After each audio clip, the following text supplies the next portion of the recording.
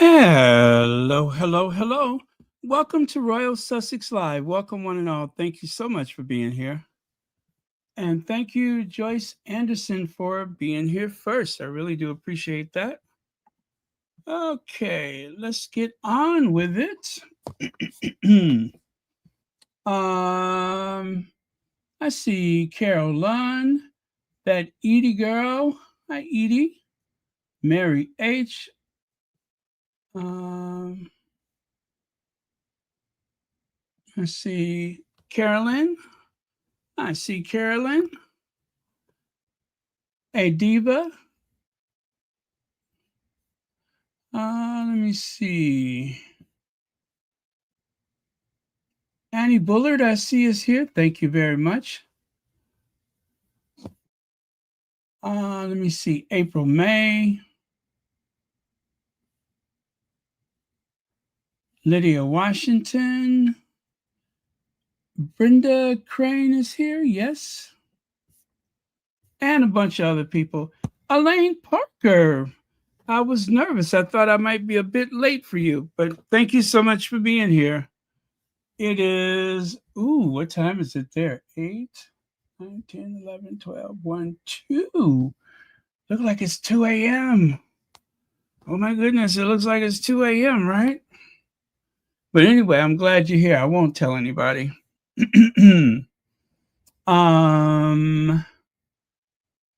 Okay, Gwendolyn Daniels, let's go. Let's go. Anyway, they're just jealous. They are so jealous. Look at how shifty their eyes are. And Harry and Meghan are just as cool as a cucumber. Cool as cottage cheese. They are just so chill because that demonstrates that truth is on their side. You get what I'm saying? Truth is on their side. Those other two, they better look over their shoulders.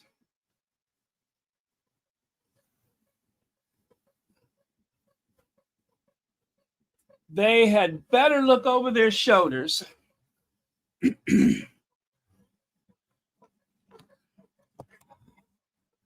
Oh, Elaine Parker, thank you so much for the super sticker.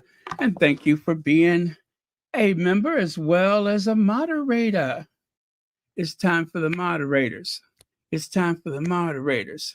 It's time for the moderators. It's time for the moderators. Okay. And Kennedy is here, yes. Olivia Johnson, Veronica Quick. All right. So I love this image of Harry and Meghan. Just think, this time last year, we were still recovering from that trip to Colombia. Oh my goodness. Harry and Meghan had 2 successful tours. Well, more than that if you include the countdown to the Invictus games, right? But yeah, last year. Well, was that last year? No, because the Invictus was this year, right? So the countdown was, well, yeah. What am I saying? Yeah. Okay, I got it. So anyway, if you count that, that's 3 very successful tours. Very successful. Without any input from either House of Windsor. The Windsor family in Montecito, the Sussex family, they did just fine without the rest of those people. Hey, legs. So I am very proud of them. And I tell you, they look delicious. Gosh, they look good. Meghan posted something on her Instagram today. We interrupt your regularly scheduled programming to bring you this important message. Oh, man. And I will show you what that message is. I did make a super duper short video. And I tried to warn you all in the chat. This is going to be a very short one. So I did my best to warn you because I know that could be a bit disappointing if you're looking forward to, getting into the chats and having a nice conversation or something like that. I know it could be disappointing. But anyway, here goes.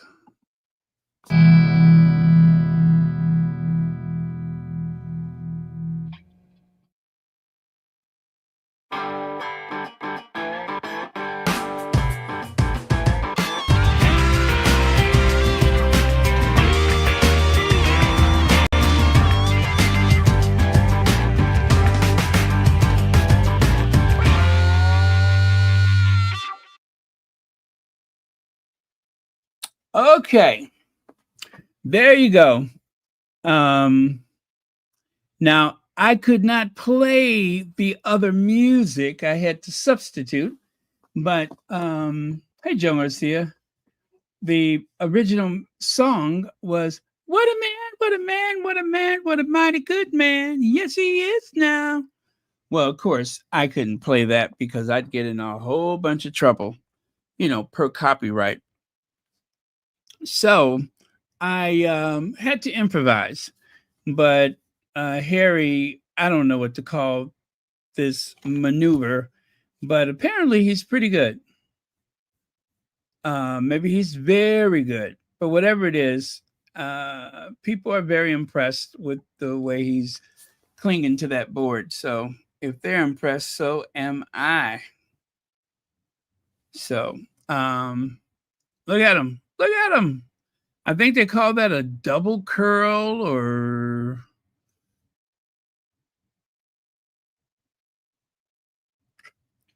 yeah, I don't know what they call it, but anyway, he's doing good. Hey, cookies and cream, mad world. It is a mad world. It's a mad world after all. It's a mad world after all. It's a mad. Oh no, I'm sorry. It's a small world after all. What am I saying? It's a mad world. It's a mad world after all. It's a mad world after all. Okay. It's a mad, mad world. Okay, it says here the Duchess of Sussex posted a rare video of her husband surfing a set on song What a Man, a Salt and Pepper featuring In Vogue. We interrupt your regularly scheduled program. Anyway, the video showed Prince Harry catching the surf, expertly navigating the wave in a hobby he embraced since moving to California. Now, I actually, listen, don't get mad at me. I was doing it for the purposes of research. I watched one of those horrible panels, and they were trying to make it sound like Harry was so sad, and Meghan is always upbeat and happy. We didn't know that kind of crazy stuff they talk. So, because Harry wasn't seen for quite a while, just a couple of rare occasions, they tried to make it as though Harry is somewhere sad in a corner, having a time out for whatever reason, or sitting at that big desk that they shared, scribbling all day or something.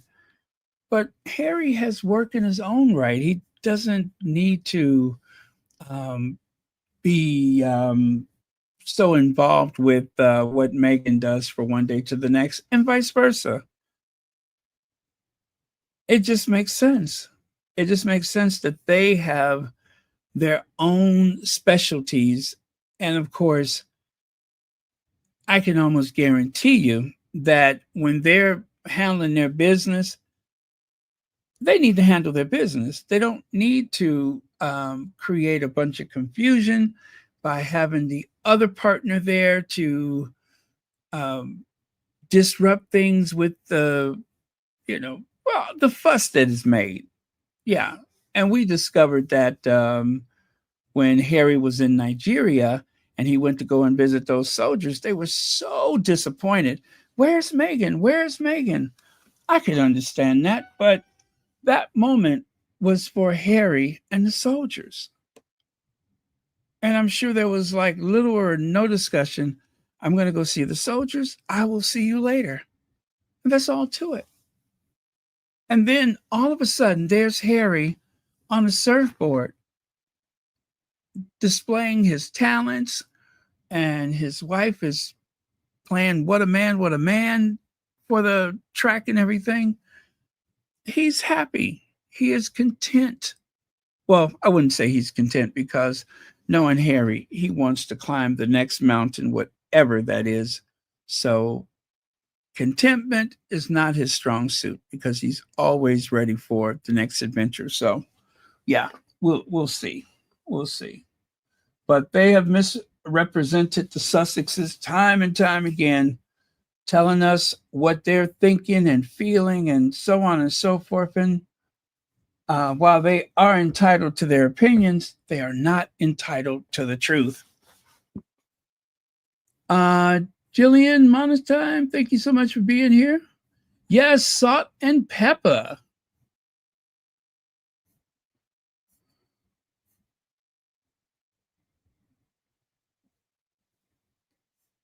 Okay.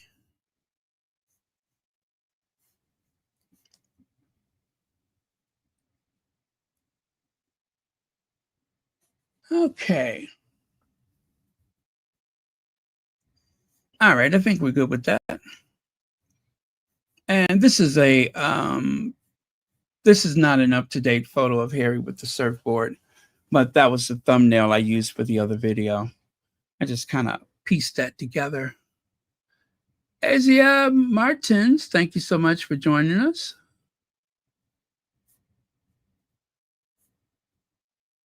Paulette Claw, thank you for being here. Kevon Slim says, is Harry wearing a cap while surfing? I think he was. Let's go back and take a look at it.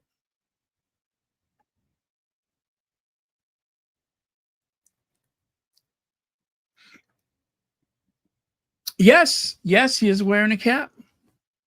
He is wearing a cap.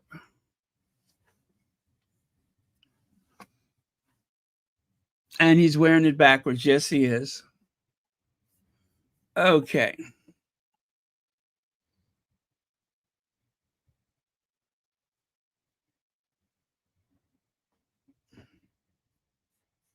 All right. That's a pretty cool pic there. You can see Harry all crouched down on the board. Oh, did you notice that? That Meghan put a little fox down there in the corner? A little red fox? That was the other part of the flirtation. Yeah, that was the other side of the flirtation was the little red fox. Say hello to my little friend. The little red fox. Meghan said he's a fox. Let's see. E-News says Meghan shares flirty tribute to Prince Harry, catching waves. And I don't know what this other paper is, but I took a screenshot there. It says Meghan busts out 90s slang to tease Netflix show second promotional, I guess. Yeah, but the second one, it you know just says that. Yeah, well, anyway, let's continue. Now, I'm not going to stay on here too late. I think not like yesterday, but we'll see how it goes. Prince Harry shares quiet tribute to humanity of his grandfather, Prince Philip, at wartime. Now, I've already shared this with you, but this is another one of those things where, oh, it was a mistake for me to do my research with those people, although I did get some things out of it that sounded like defeat for the tabloid media. Um, they make it sound like Harry had committed some awful offense by having someone lay a wreath at that monument. Now, I don't know how it got there. They suspect one of Harry's friends or something like that. But they went over this whole big stink about who does he think he is? This is insulting. And one of them even went so far as to say that the last time they discarded Harry's flowers, right? But yet they had some from the Sun. I'm sure they had some from the Daily Mail.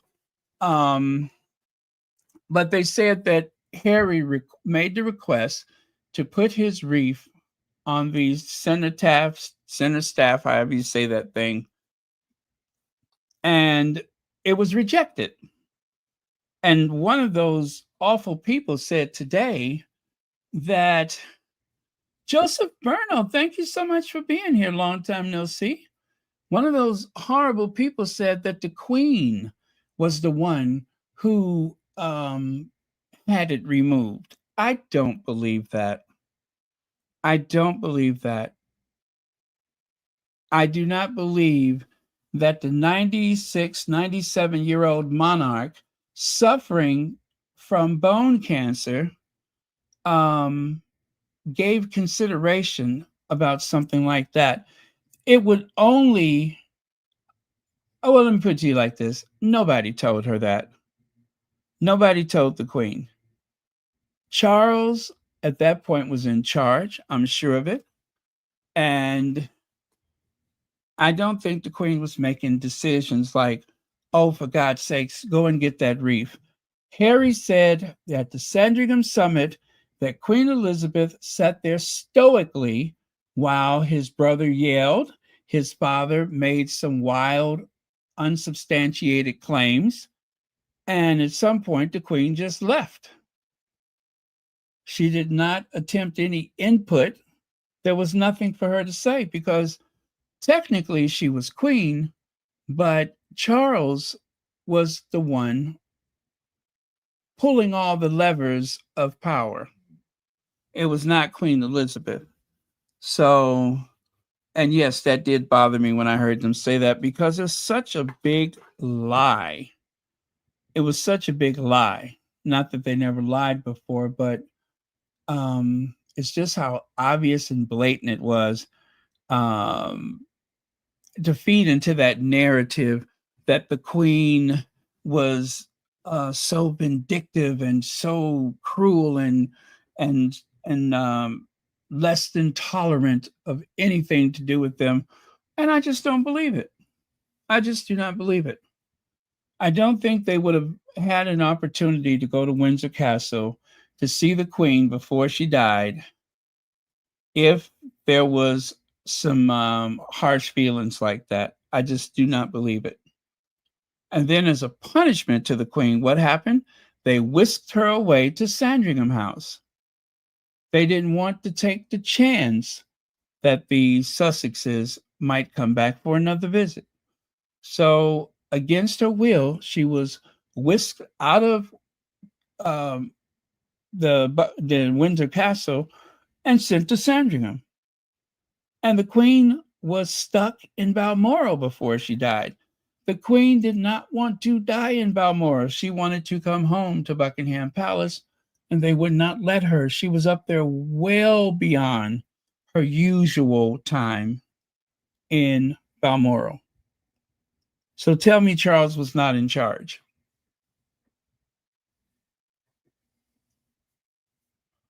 Tell me he was not in charge. I am of the opinion that he was.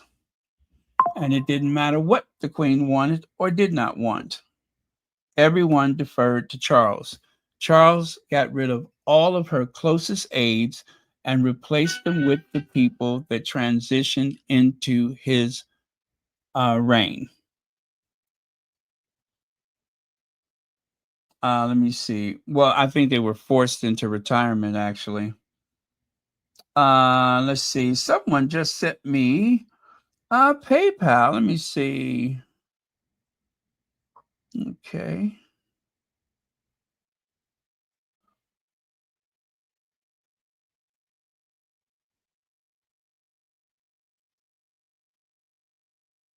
Oh, thank you very much for that. All right. Thanks a lot.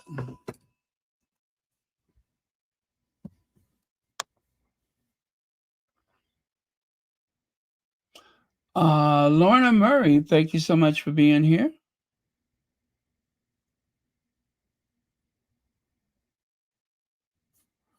Yeah, the removal of the wreath was at the time was Charles and William's request.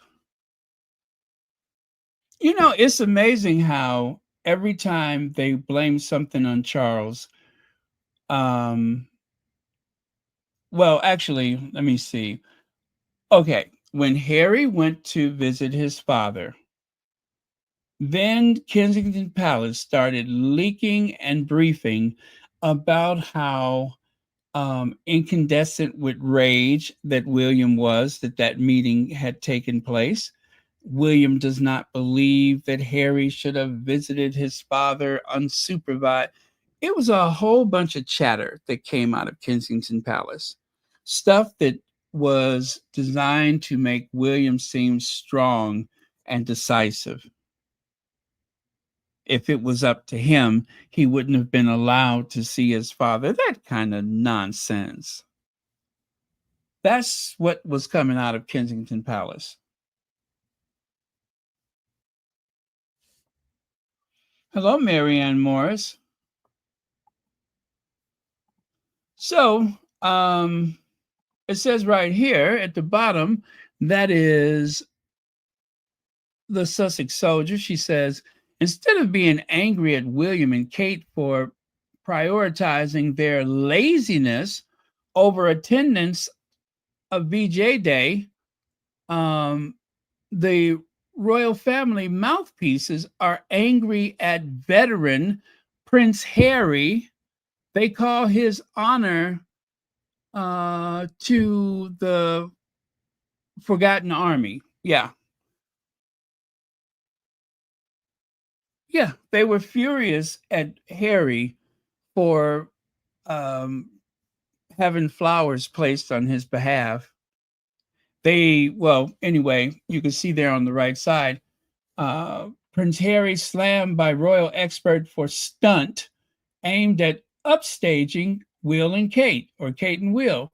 The Duke of Sussex's latest move may have had a hidden motive, according to a royal commentator. Now, that is from Sophia Papa something, Papadopoulos or Snuffleupagus, something like that. Um, Papa, Papa, Papa, Papa don't preach. Yeah, it's Sophia Papa don't preach. Wrote Harry was blasted for his PR stunt on VJ Day, with one royal expert accusing him of trying to upstage Prince William and Princess Kate. The king led the royals as the nation commemorates the 80th anniversary of VJ Day last Friday during the national service of remembrance. Okay. Remembrance at the National Memorial what is that? Oh, I can barely see that. Arboretum. I think that's what it is. And what else do we have here? That is very small. What was I thinking? Hold on, let me make it bigger. I can do that. Let me make it bigger.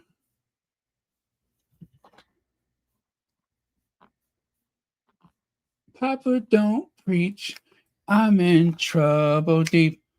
Okay, it says the Prince and Princess of Wales did not attend the ceremony Yeah, we know that. They wrote something in the Burma Star Memorial. Harry paid a poignant tribute to his late grandfather, Prince Philip, in the letter, which was placed after Charles and Camilla left to avoid distracting from the service.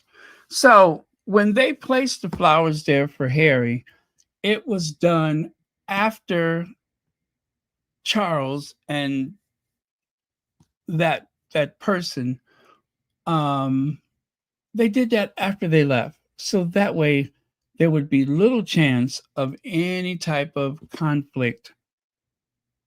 The You know what I mean?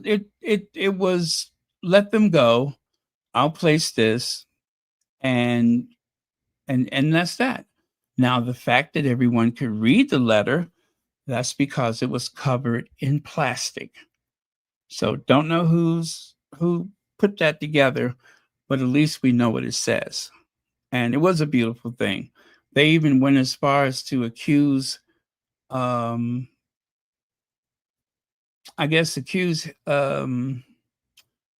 well, anyway, they, what was I going to say? They went so far as to say that, well, as I said, that it was going to upstage Will and Kate. The reason why they were upstaged is because they didn't do anything that day. It's VJ Day. Had they ventured out the house, had they made their appearance with Charles and Camilla, which is where they were supposed to be, there would be no question about what the intentions were. I don't think anybody would have noticed. It was just by chance that someone looked down and saw the wreath. And then after that, people started chatter, and here we are.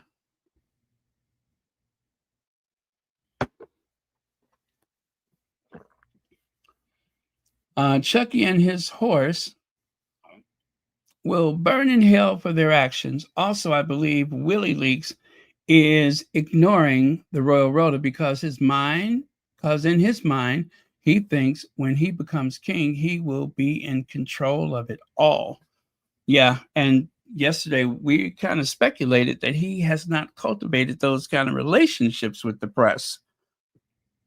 I think he's in good with the Murdoch people, but I don't know how much weight that carries.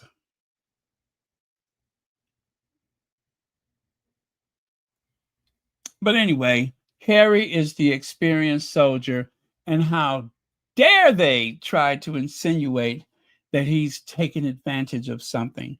He was the one who put his life at risk more often than any of those members of the Left Behind Royals, any of them.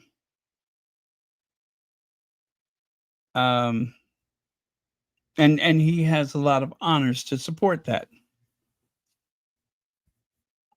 Not bad for a royal duke.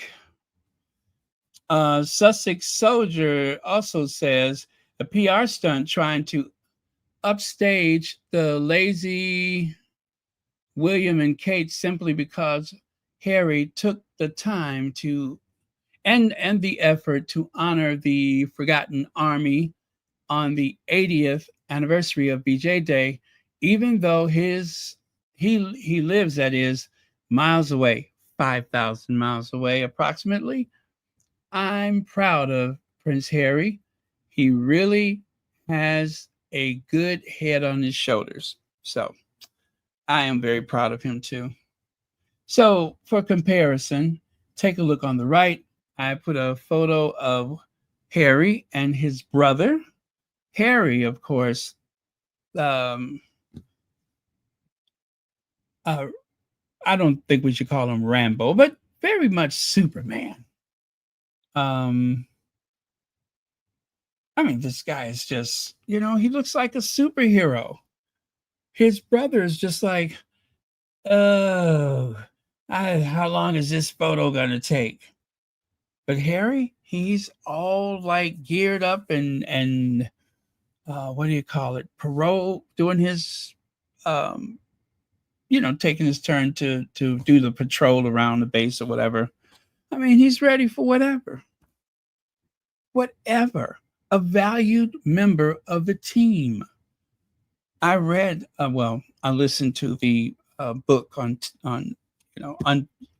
Amazon, and the way it describes um,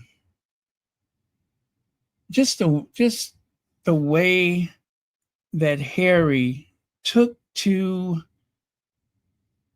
um, war, or took to the military like a fish to water. Just like you drop him in the water and he's gone. He gave up all the creature comforts he was used to so that he could serve his grandmother, not just his country, but his grandmother. Don't forget the impact, he said, um, the 9/11 had on him when he was away at school and he went into the recreation room or whatever they called it. And there's all these kids sitting around watching the world changing, watching the events of that day over and over again till you couldn't even sleep at night. That was the impression that that situation had on Harry, and he wanted to do something about it. He wanted to go in the military. So, and of course, I'm sure now he feels differently about his contribution to the war effort, but certainly not ashamed because he did his duty. The politicians are the ones that say, oh, this is what we have to do. But I'm pretty sure there's a lot of people in the same position that they were just doing their duty. They were just doing their duty. I think Abraham Lincoln said it best, and with with malice toward none. Okay, I see a member. Okay. Oh, that sounds weird, doesn't it? That sounds weird, doesn't it? That is disgusting. Let me rephrase that. I see that someone's membership is at a milepost. Is that better?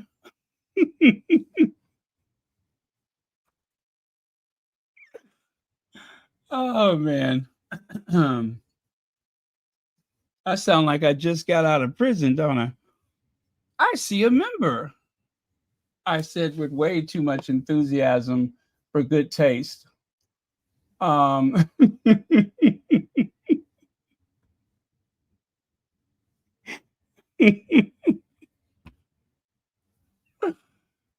listen, before I get canceled, let me just say what I'm trying to say.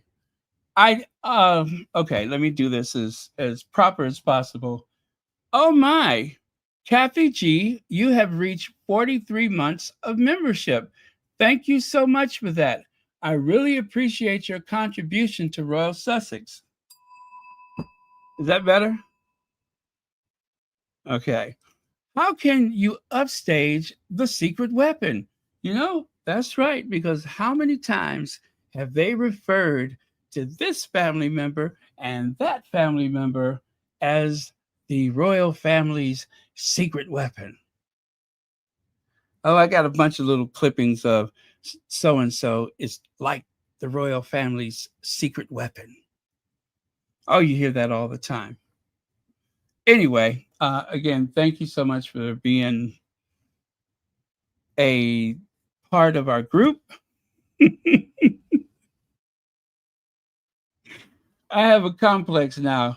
I'm trying to avoid saying it. Thank you so much for being a part of our community with 43 months.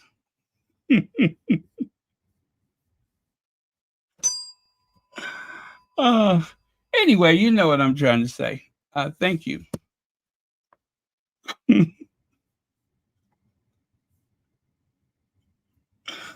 Okay. See how I cleaned that up? Yes. Now it didn't sound so weird. Uh, and there's that human action figure. When I was a kid, they used to have an action figure called G.I. Joe.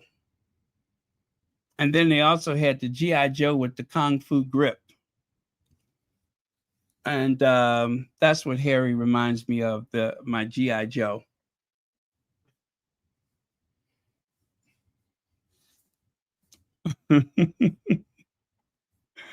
And listen, one of the best young pilots the country has ever seen, Top Gun, Prince Harry, amazes U.S. instructors with his flying skills. Harry has surpassed all expectations, including his own on rigorous course. Uh, Prince hoping to return to Afghanistan next year, leaving learning to fly the 46 million pound gunship at Californian Air Force Base was where the where the hit film Top Gun was filmed. So Harry is literally a Top Gun. He has impressed the Americans with his flying skills.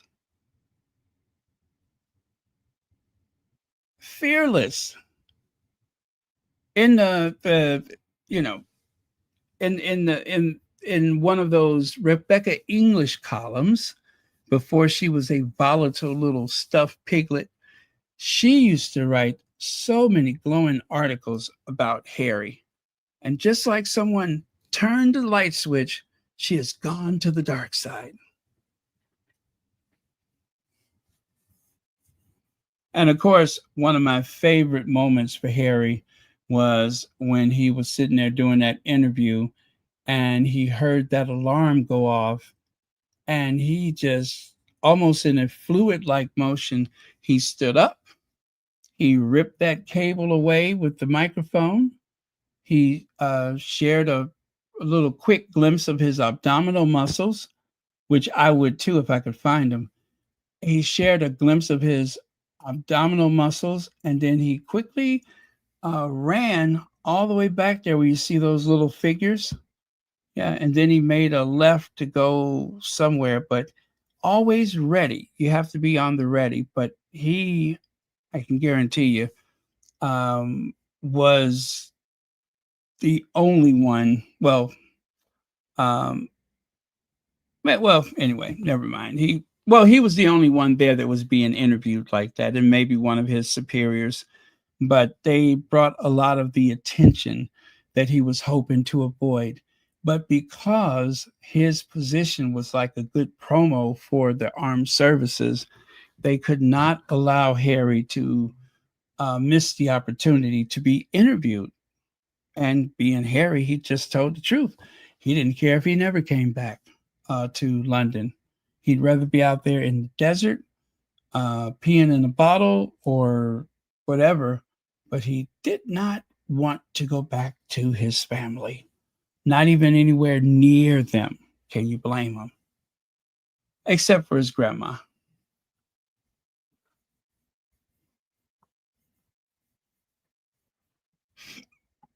Okay. Royal expert says slim monarchy risks public bond as William faces part time king image. I don't know who said it first, part time king. I don't believe William ever said that, but it is a possibility. Um, William, gosh, I can't believe I'm saying this, but here we go. William wants to have his cake and eat it too. God, I hate that. Remember they kept saying that about Meghan, hoghead Pierce Morgan. I hated that, but I don't really know a better way to describe it right now. He wants all the trappings of Montecito. And this whole thing about their privacy, I don't get why that's a thing. If they lived in one of the palaces or castles, they are privileged to apartments with a full size staff to do everything. So what is so different? Okay, Windsor Castle, they had plenty grounds where people could, spend their leisure time walking or biking or swimming, whatever. I don't get why this move was necessary. And this move takes them outside of the ring of security that was established for the sovereign and their closest aides and all of the people that, help with the day to day work. I just don't get it. They're going to take those extra residents, the cottages behind the main house. And I've already heard one of the royal rotors say that that is where the live-in help is going to stay. That is where, um, oh gosh, I forgot who else it was. Maybe the driver or whatever. But anyway, they're going to have the cleaning and the helping with the children, the nanny and the housekeeper will definitely stay on the property. They will be like a short walk away. I doubt if it's 100 feet. So they're not giving up anything. They didn't give it up at the Adelaide Cottage, and they're not giving it up now. Whatever they want you to believe, it's just not happening. They will retain every privilege that they're accustomed to without question. And the police service, that is going to be the big expense. I'm going to predict Will and Kate are going to cost the British taxpayers at least I'm going to say 5 to 10 million pounds a year, because don't forget, there's also royal protection officers that will be with those kids at their individual school wherever they go. But if they're all three there, I think it's going to be more than just one royal protection officer. There's gonna be a lot of effort into that, and I could not believe that the journalist that's on the usual show that I won't name called William out on that for the high price of of everything, and the fact that the taxpayers have to pay and that should not be allowed. And even when someone tried to steer them in the direction of, well, they're going to pay for it out of their own money, the other reporter was like, but what about the police? How much is that going to cost? So just when they were trying to gaslight, one of the other reporters called them out about it. So that excuse was rendered useless for the time being.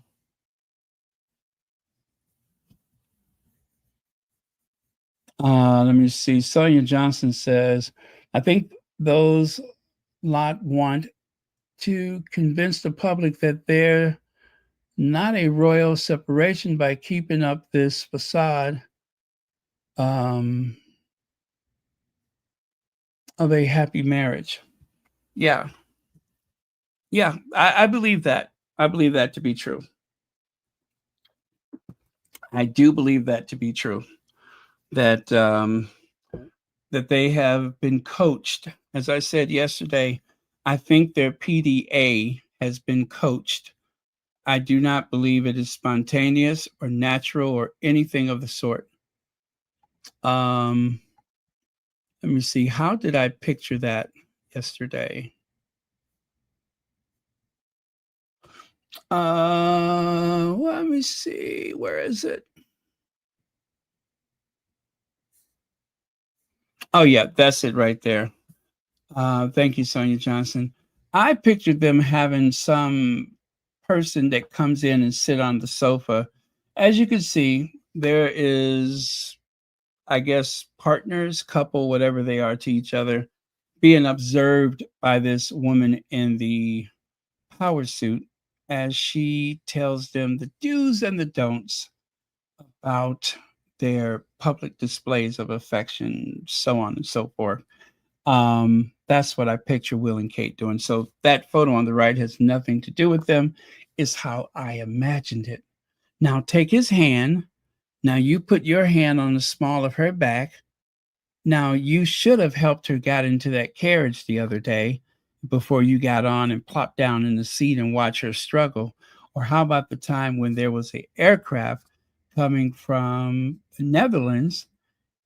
I'm sorry, their aircraft that they took from the UK to, I think it was to Sweden or Norway. I think it was Norway. And he did not help his pregnant wife down the steps. He jumped out and went and shook his hand with the crown prince of that country and left her to fend for herself. It was disgusting. Disgusting.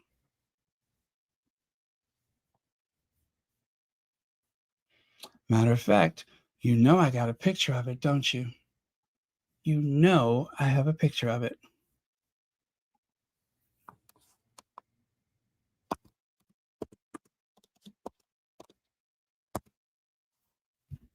Okay.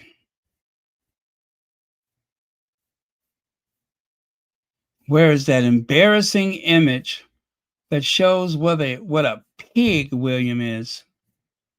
An absolute pig. Hi, pig. Oh, there it is right there.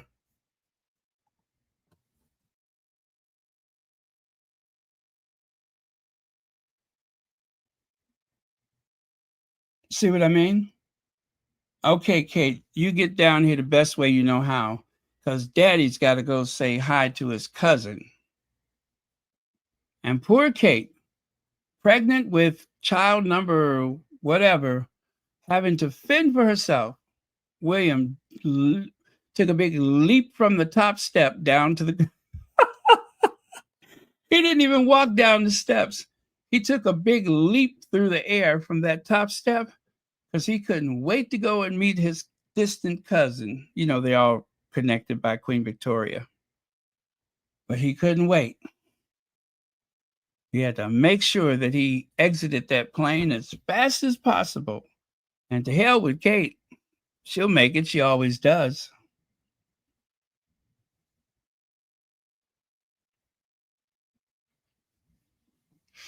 William is a closeted man. Catherine is his beard. They had a deal from the beginning. He is now sick of that deal and her, allegedly. Yeah. I believe that all of those beards running around the house, real and imagined, all of those beards are going to have some type of lasting effect on the culture of the culture of everything. So okay. Hey, Deborah Anderson, thank you so much for being here. You take that away. What a pig. Hi, pig.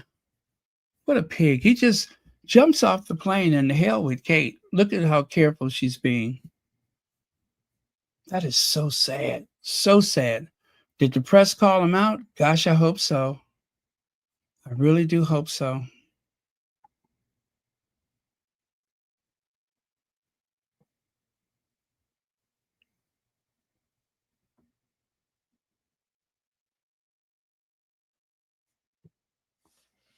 Look at Kate finding her balance.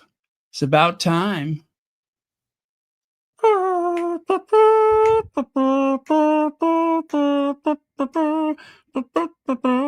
Isn't that the theme from the Winter Olympics?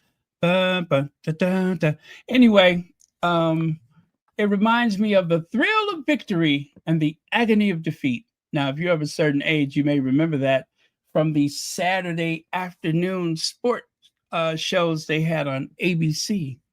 And every week for the opening credits, as they describe what it means to compete, the narrator said, whether it's the thrill of victory or the agony of defeat. And when he said the agony of defeat, one of the skiers, they were doing the ski jumps, comes crashing down the side of the ramp and fell into the snow or something like that. So that's what the agony of defeat means. But yeah, I remember those afternoon little sports things on ABC. Those were the good old days. Kate, who would stay with the children while William often went off to his on his own, he was spotted on the Chapelet lift. Yeah, the Chapelet lift is French. One of the most remote in the resort, eyes fixed on his phone, seemingly preoccupied. An attentive ski observer. Now, William's a weirdo, that's all. I, I wonder if he was on that very suspicious phone app. You know which phone app I'm talking about. Remember the one that crashed during the Republican National Committee? Um, Remember that one? That one that crashed? All of those conservatives and everything. And bloop, what's that sound to make? Bloop. That's how you know people are using that app. As you can hear that bloop. I can't make the sound, but and the more conservative the group, the more you hear those bloop, bloop.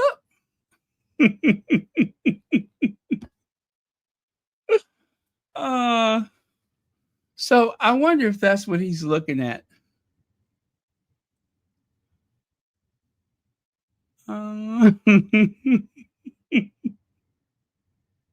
Wait. I got a better one for you.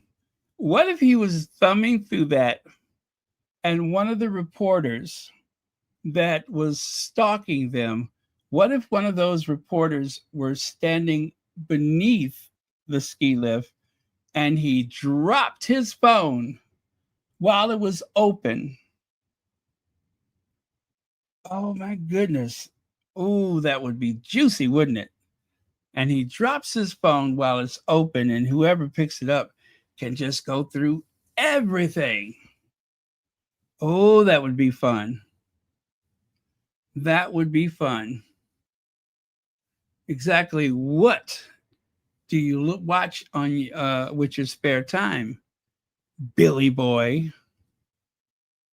What are you doing with that phone? I would love that. That is just so messy. Love it for him, not for anything to do with the Sussexes, but ooh, I tell you, the world is moving fast.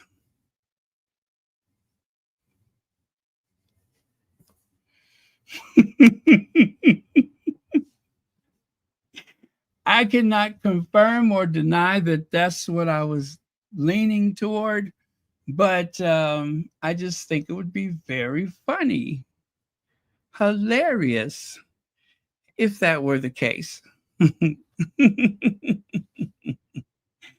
uh, and what is the chances of him dropping his phone? What are the chances? I doubt it. I'd love to see it though. I'd love to see it and have somebody go through it with a fine tooth comb. Gone are the little black books.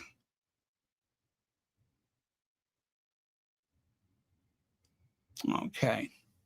All right. That's enough being messy for now. Oh, look at Kate. Look at how balanced she is. She was having a good day, folks. That's a good day for Kate. Anytime she can hop up on those skis and go sliding down the mountain with her kids, that's a good day. That is a good day. Praise be.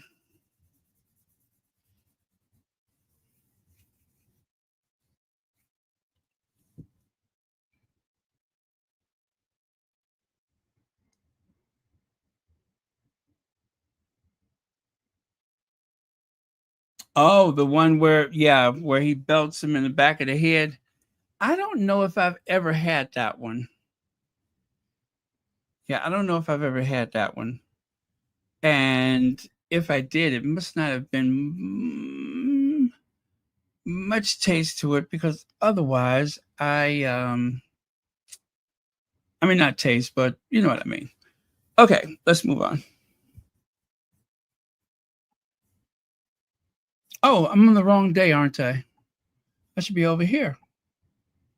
So William need to man up. His new obsession suggests he has forgotten everything the late Queen stood for, and that was a man to play tell. The other one, I forgot who wrote that one, Liz Jones. Liz Jones, I mean, back to back critical articles of William. And I looked at the comments for that show I watched earlier, and the nerves, they had the nerves to say, stop picking on William. It's not fair that you're calling William out. I'm never going to watch this show again. I don't like that, whatever the lady's name was. They didn't like that lady.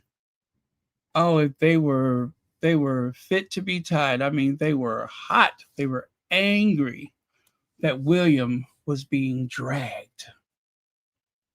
They could not stand it. Yep, they could not stand it that William was being dragged for a change.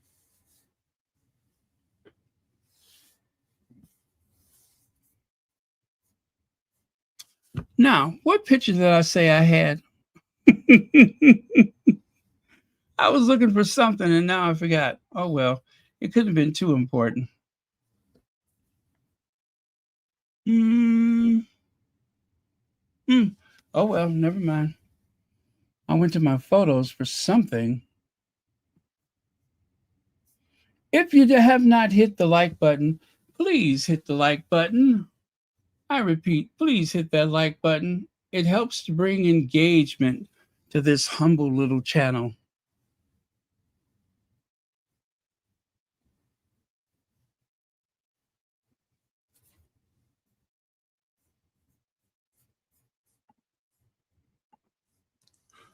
Critics warn Prince William's life at Forest Lodge may signal a part time king era. We talked about that one yesterday. We also talked about the sun. Prince William's downsized monarchy could come at a huge price. Uh, be careful what you wish for, experts say. I think he got the message. Now, whether or not he's going to come out of that shell is anybody's guess.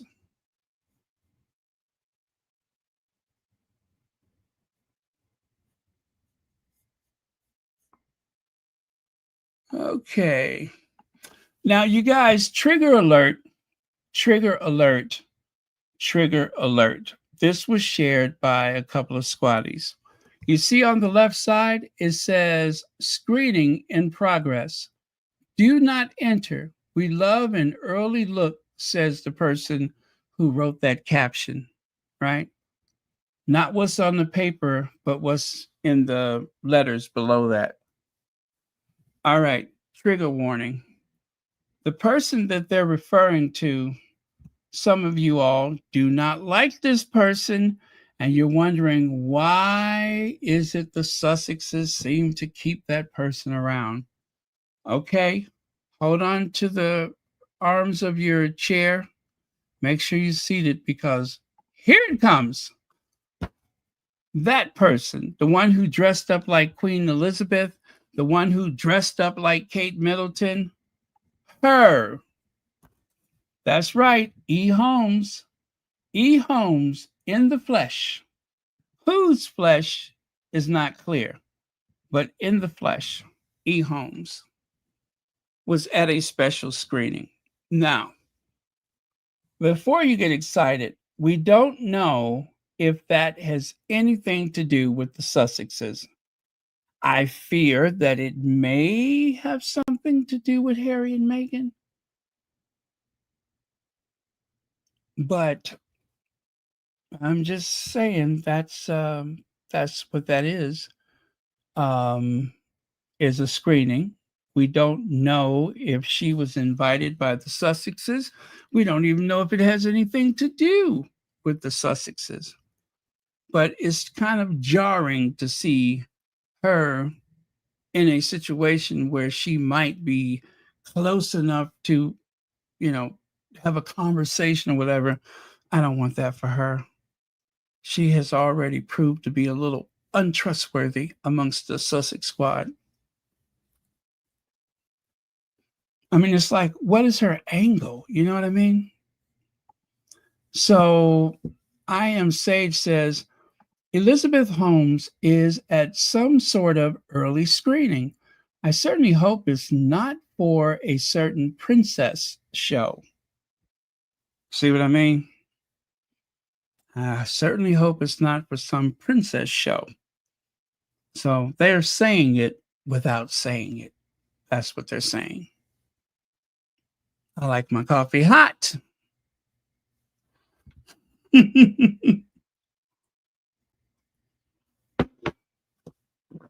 So who knows? But she is kind of creepy. Who dresses up like Queen Elizabeth? That is somebody's mom. Was it Halloween? And then who goes out of their way to dress up like Kate Middleton? What amazes me, though, is she has that same goofy look on her face, just like Kate. That face like thunder, she managed to, get that whole look like Kate Middleton. It's unbelievable, but she pulled it off. She has one of those pitiful coat dress combination things. Ugh. Even the pointy shoulders. Frankenstein's sister. Frankenstein's sister. You know what? She's, she's, well, she's a very striking woman. Yes, she's very striking. I mean, I yeah, that's what she is. She's very striking. Um, she's what you would call a handsome woman. She's a very handsome woman. Very handsome.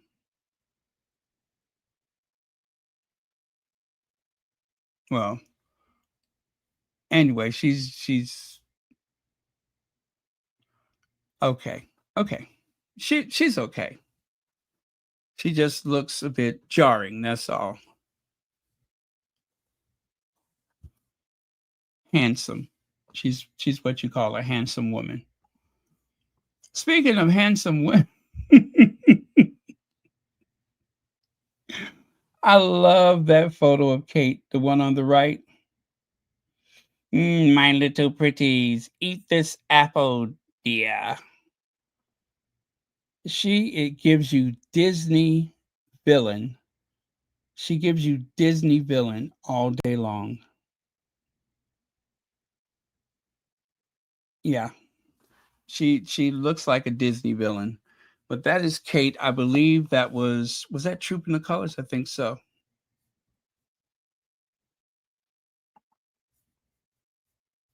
Oh, I think I have that one. Let me see if I can try for that one. Hmm.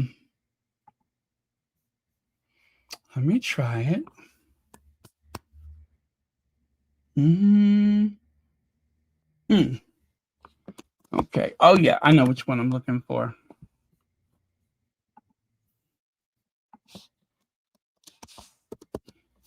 I will show you the comparison, and you can see exactly what I mean when I say she is giving me Disney villain. Oh, there it is. There it is. Whoop. There it is. Whoop. There it is. See what I mean? Same energy. Same energy. I'm melting. I'm melting. Yes, Leslie F. I'm melting. I'm melting. Same energy.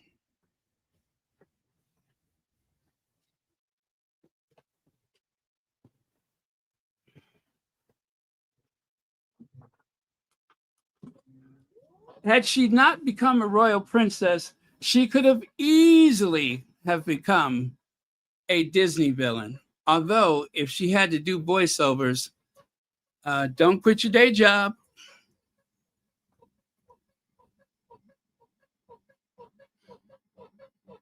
Fix your face. I like that.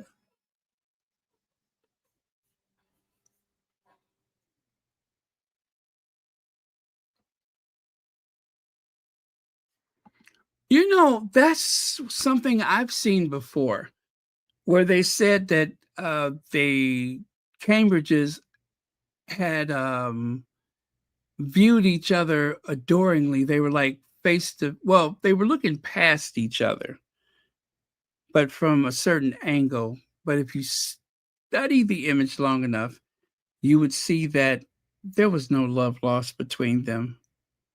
I think, oh,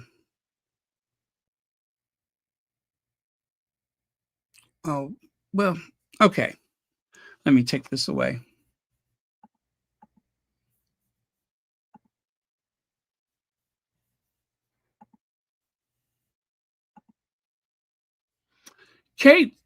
Duchess Kate goes on first ever solo engagement with Queen.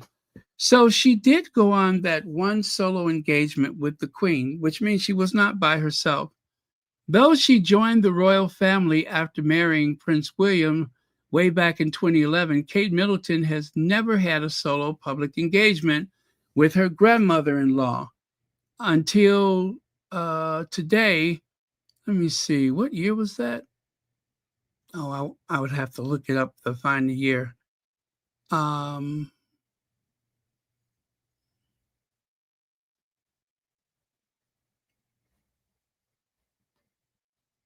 and then there on the right, disappearing Duchess.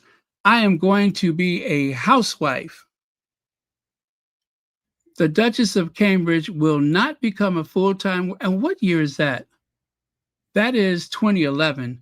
The Duchess of Cambridge will not become a full time working royal for up to 2 years. For up to 2 years because she wants to concentrate on being a housewife. How do you become a housewife with cleaners, drivers, um, and who knows what else? How do you become a housewife under those circumstances?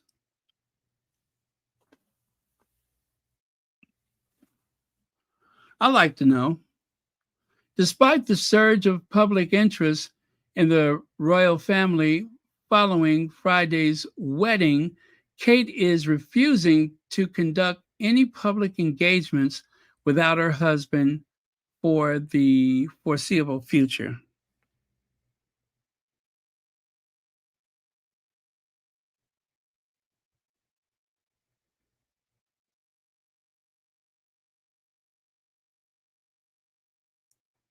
Okay.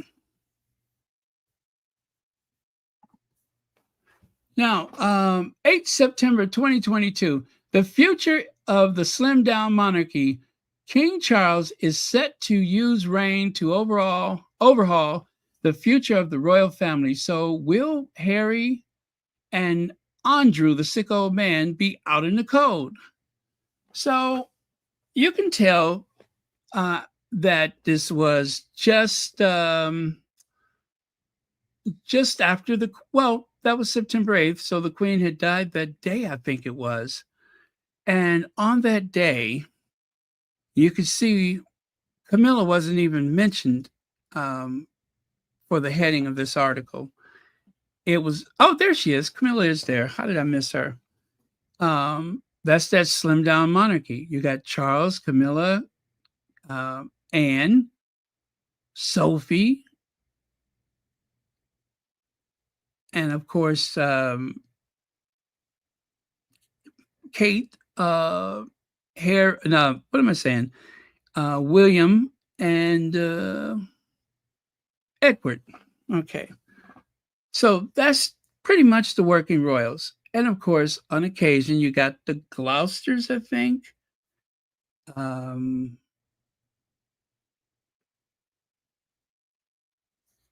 Yeah, that is a slimmed down monarchy.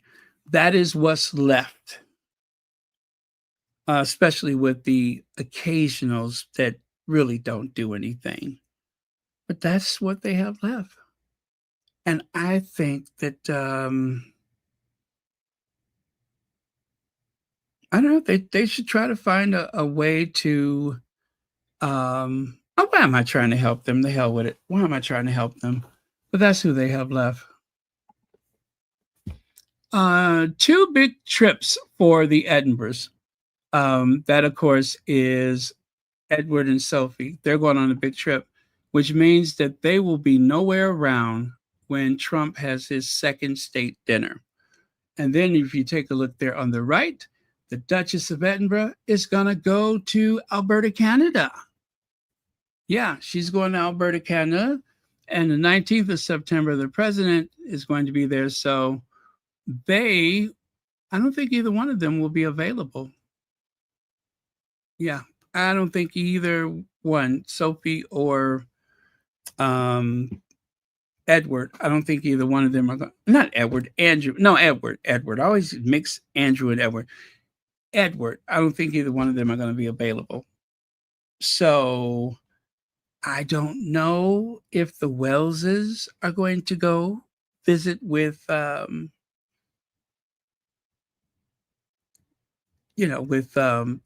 occupant of the White House. I don't know if they're going to show up or not. I hope not. I hope that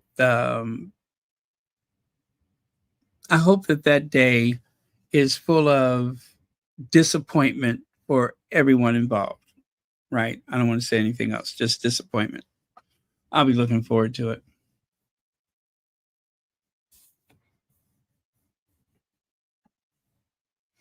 Like, speaking of disappointment, remember when Sophie and Edward went on their Caribbean tour?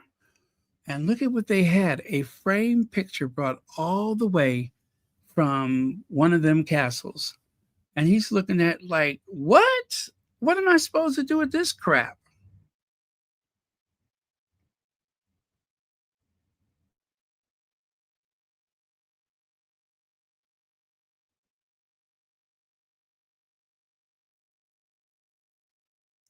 How insulting. How insulting. He is pissed. Look at his face. Look at his face. I had to zoom in. Look at his face. Yes, that face says it all. That face says it all.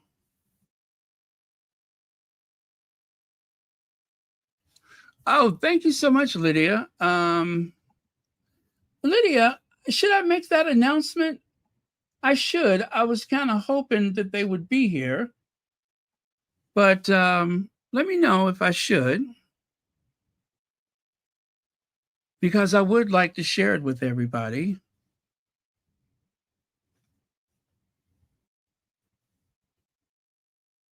If they don't know already.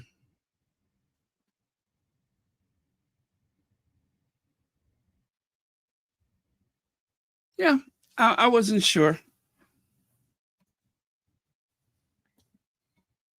V. Morgan, hello. Zabeda Ali, thank you for being here.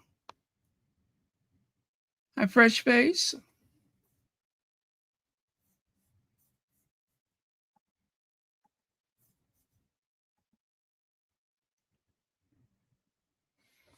Kate Middleton struggling behind closed doors. We talked about that.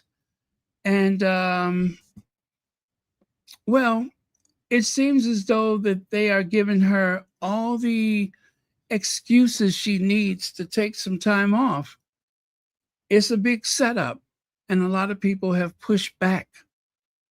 Some newspapers, some, magazine articles, a lot of people have pushed back. If I can go to work, she could go to work.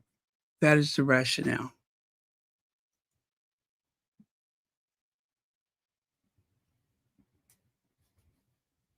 Oh, well.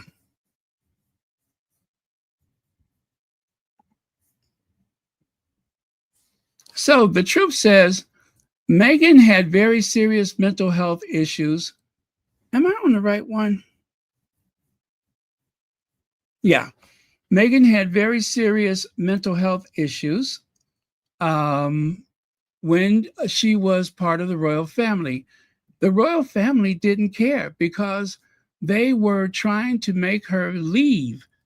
Clearly, it says, clearly, they had the capacity to allow her to have stepped down while she received treatment. The royal family is pure evil. Hashtag Harry and Meghan. So, what she's speaking about is hi, Tammy Bryan, is the fact that Meghan appealed to them. I need help.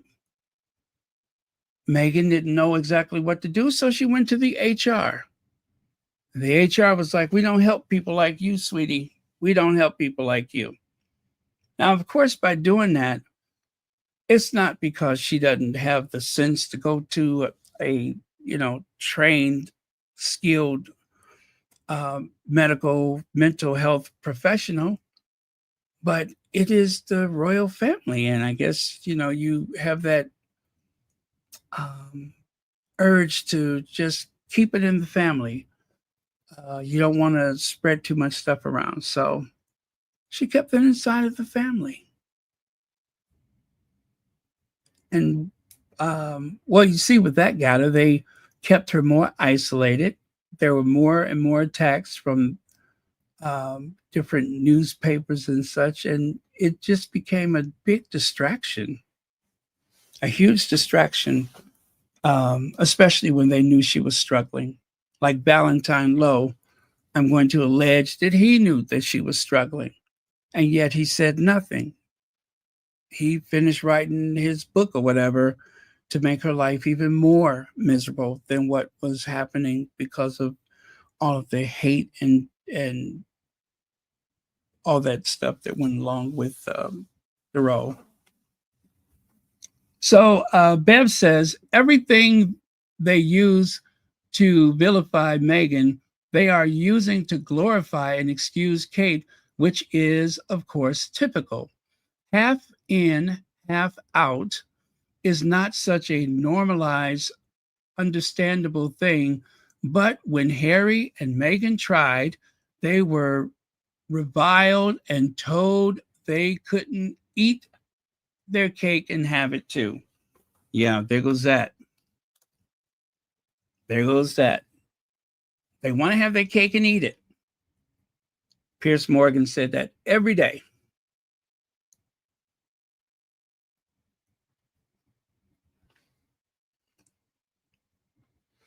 The bottom says exactly the hypocrisy is astounding, and anyone not willing to admit that is ill informed and choosing to be willfully ignorant for whatever their reasons.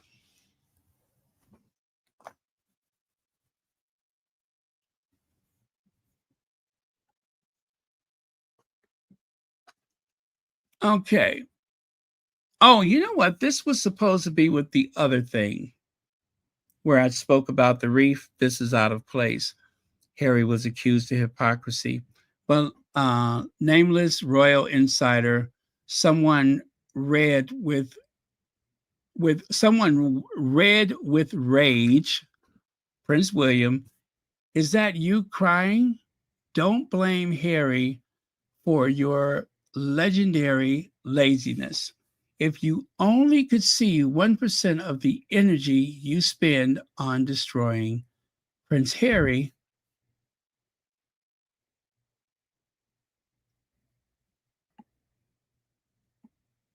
Okay.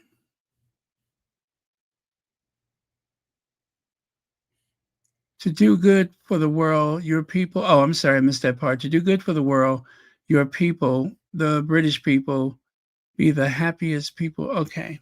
All right, that's that. Insider slam Prince Harry's hypocrisy. PR stunt. Yeah, okay. Didn't really miss much here.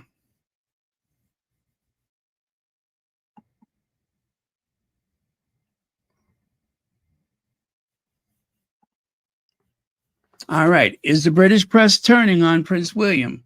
Yes, they are. Yes, they are. And it's about time. And I am here for it.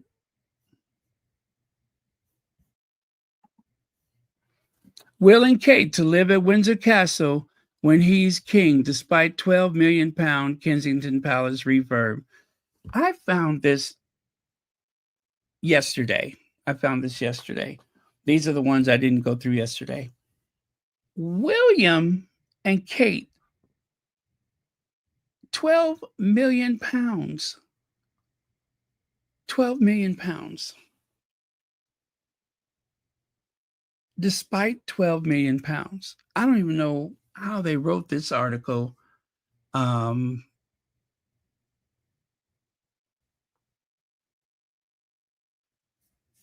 hmm, okay.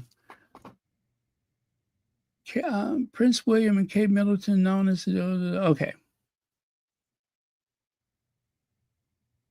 Now, see, I thought they would be going to Windsor Castle.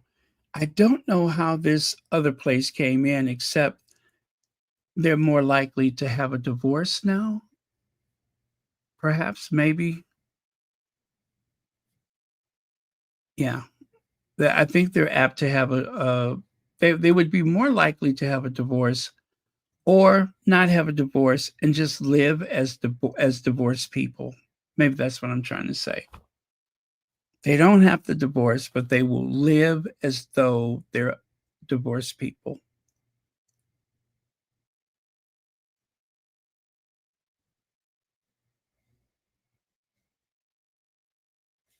Hmm. Okay.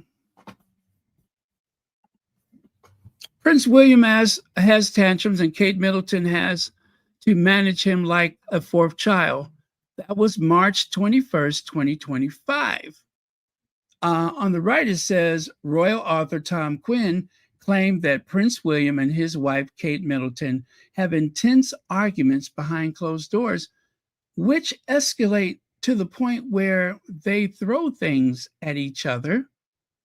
The author made the claims in his new book, Gilded Youth, an intimate history of growing up in the royal something. I'm sorry, in the royal family. What am I saying? Growing up in the royal family.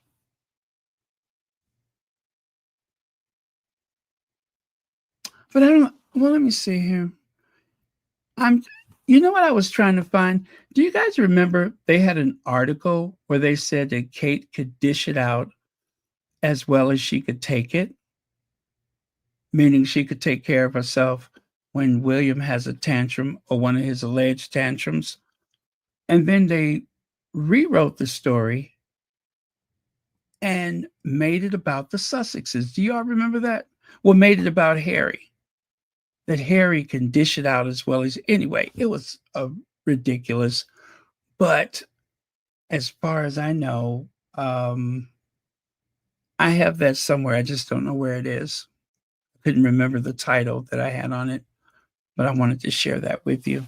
How they were trying to prepare us during Kate's MIA period, where we should believe or suspect or whatever that I don't know. It's like they were trying to prepare us that she was no longer here, if you know what I mean.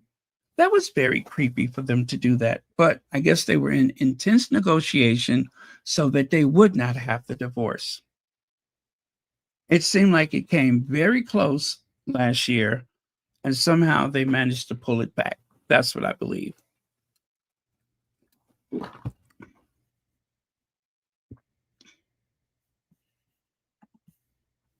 Prince William, Kate Middleton having terrible fights. Okay, I did that already. Oh, this one on the right. Kate Middleton broke fingers linked to secret battle with eating disorder, allegedly. I have to say, allegedly. I didn't know that. Is that Mercury News? I didn't know that they wrote an article about it. I had never seen this one. You see, the date is October 6, 2023. Now, they can be very tabloidy too, but that is what they claim. And you can see that photo that they have. Now, someone was telling me earlier today that they believe that okay, the way they tell me, if that was a thing that you go into a program and that you're in that program for a long time, while they deal with the issues that you have or not have in her case that she may or may not have, because I don't want to get in trouble. But that is what the speculation was, is that that would require or could have, you know, a, you might have to stay longer than you think you do once you sign those papers and say, okay, I need some help. That's what someone told me. And I have no reason to believe that they just made that up.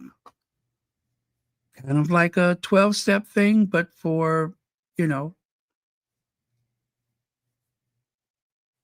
but I'm just curious about that. I really am. Because those bandages, like right now, you guys, go ahead and Google Kate bandages or Kate plasters, like y'all say in the UK, and see how many pictures come up. So many pictures. How could one person, one mom who doesn't even cook, have that many incidents? How could that be? Who's that accident prone?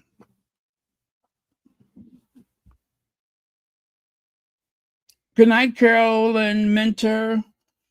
Let me take a look myself.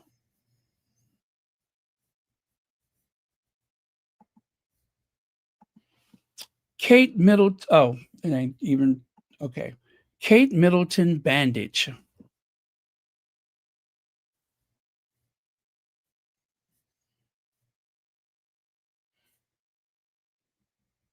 Mm. Mm. Connie Bomber. Connie Bomber. Let me see. How many slides do I have left? Kind of, sorta. Um. Well, no, not too bad. Not too bad. Did you all Google, or am I the only one? Did y'all search?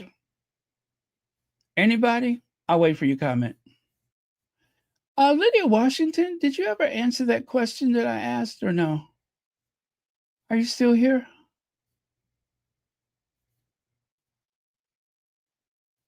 Um,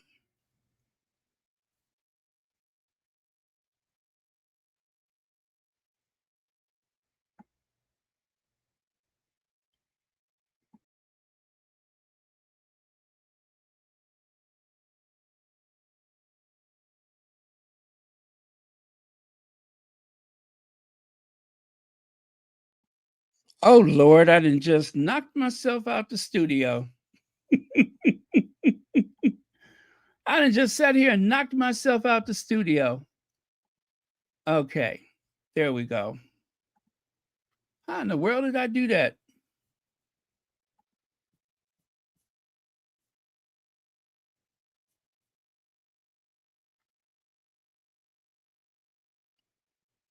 So, did you all Google Connie? Oh, you're saying hi to Connie Bomber?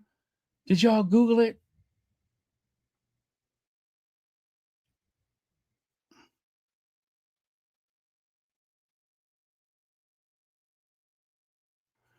Oh, let me see here.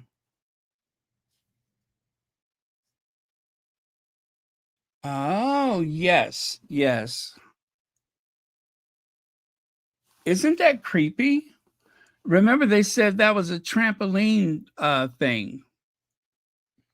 They said that one was from a trampoline.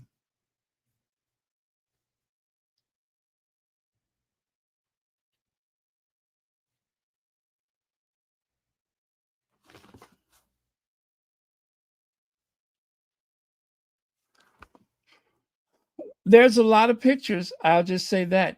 If you have not Googled it, if you Google Kate Middleton bandage or Kate Middleton plaster. I promise you, there is a bunch of photos that come up. Go to your image search.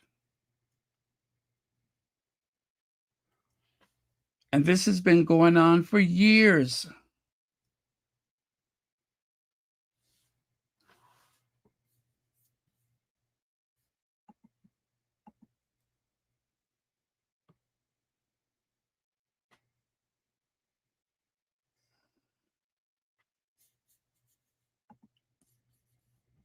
Okay, let me go back to where I was.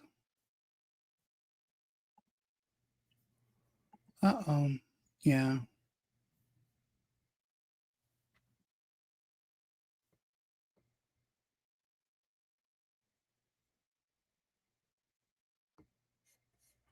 Oh, you saw that too, right? Quite a few. How is that possible? I mean, what is she, a princess by day, sous chef by night?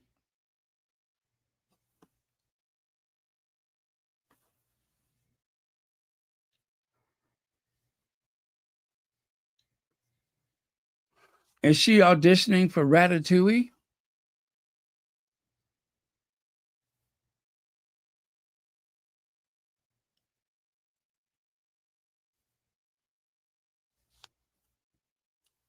Okay. Let's see. Kate and Willie, haggard and ragged. Thank you, Kavan Slim. Thank you for the super chat. Now, I am going to finish up today being just a little messy. I'm almost done, you guys. I'm going to finish up being a little messy.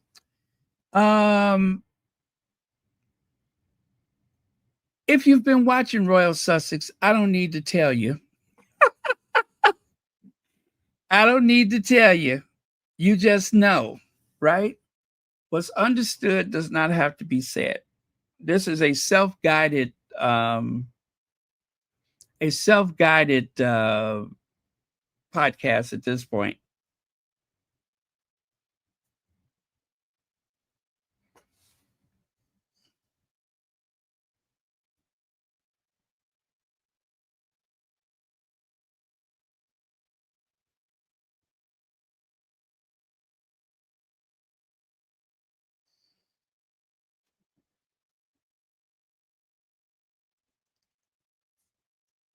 Okay, next.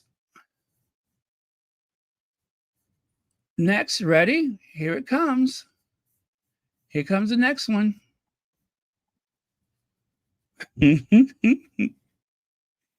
Am I shady or what? Is there anything that can be done about that, or is it too late?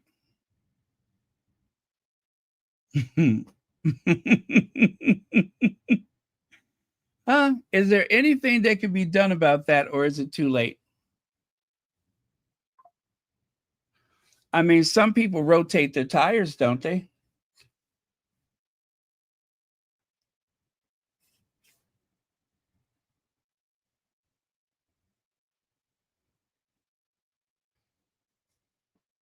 Hazel Jones says it's too.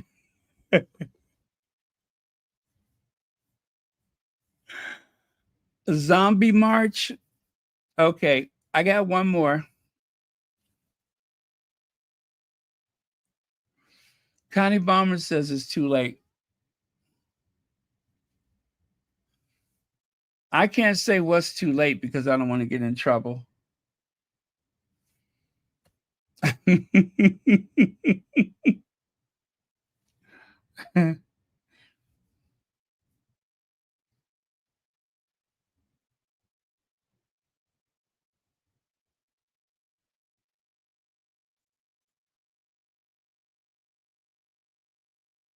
Okay, I'm just looking at your comments, you guys. I'm trying not to say anything. Um, Now you see the model that's on the right side is wearing that dress a little different from the way she wears it. You can see that. See how you can see light passing through the thumb and fingers?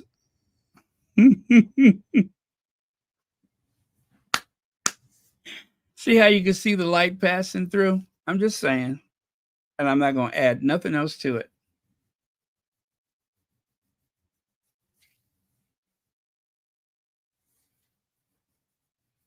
It's just a little jarring for me because I can't tell whether she's coming or going. You know what I mean?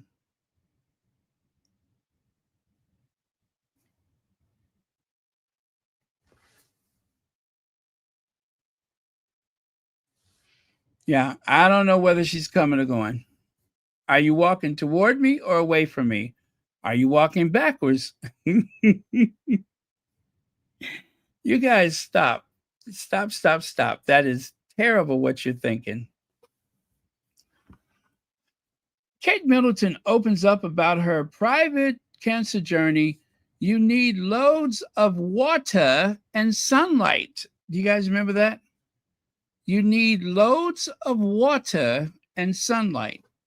No matter what you're suffering from, or what the doctor says is the adequate treatment, Kate Middleton says you need loads of water and sunlight. You just go and stand out in the sun for as long as you can, regardless of what medications you've taken or what treatment you're under.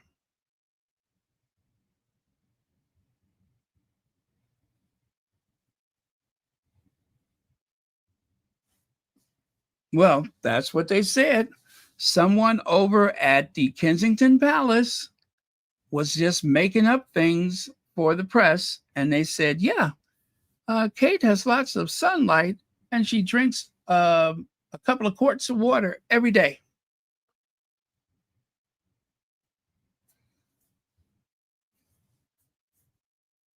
I knew I had this somewhere. I found it. Sunshine and cancer treatment. If you're having or had cancer treatment, you may be advised to avoid direct sunlight on skin. This can feel disappointing may when sunshine for many of us gives a lift in mood and help the body make vitamin D. So somebody had to say, listen, don't do it. Do not do that. You're going to hurt yourself. And see, it's things like this, these inconsistencies, is the reason why some people were starting to doubt. If you had really gone through something like that, why would you be, you know, up at a rooftop, whatchamajigger, whatever you call it, whatchamajigger? Why would you be up there? The wizzy wuzzy. Why would you be up on the rooftop? Why would you be standing out on the balcony or the terrace or whatever, soaking in the sun if you really had a particular treatment? It wouldn't be proper.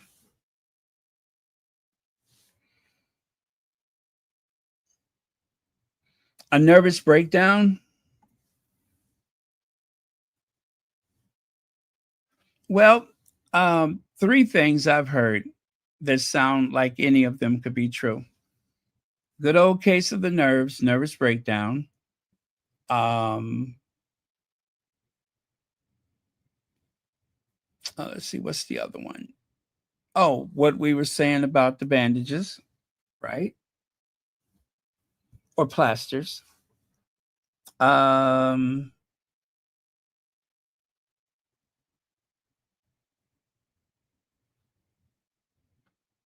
yeah, or I don't know. I don't know.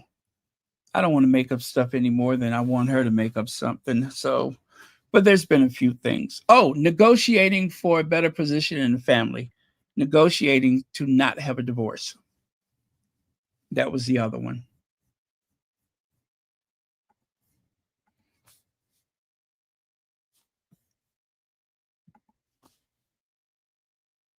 Isn't it something? First, Kate started doing the scary stuff with her hands, and now she got Willie doing it. That's what you call the power of suggestion. And it's not the first time that that's happened.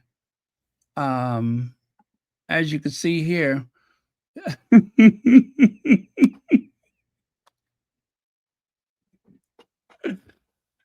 as you can see here, she loves to do the hand thing. And William has been watching her do it for so many occasions that guess what?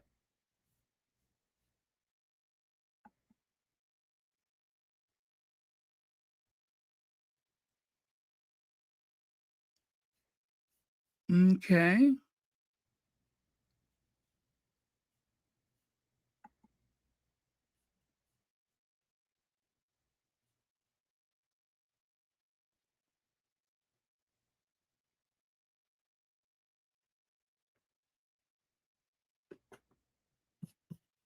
All right.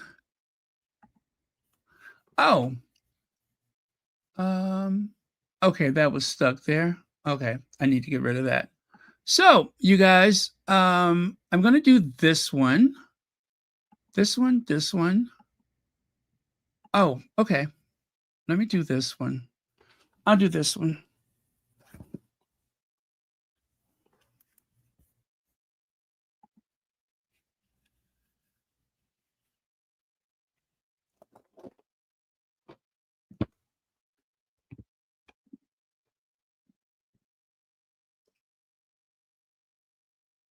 Oh my god, I thought this one was hilarious.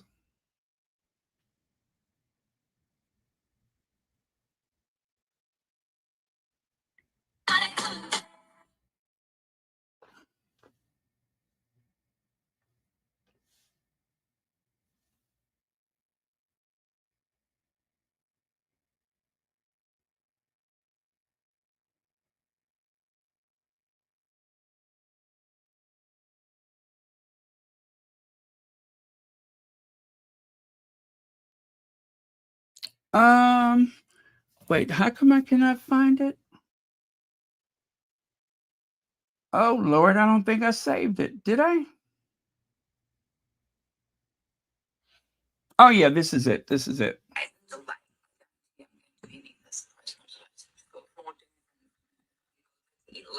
Which is usually code for they have an eating disorder. I'm going to bet, guys, that neither of these two gals are going to be fatty fatties.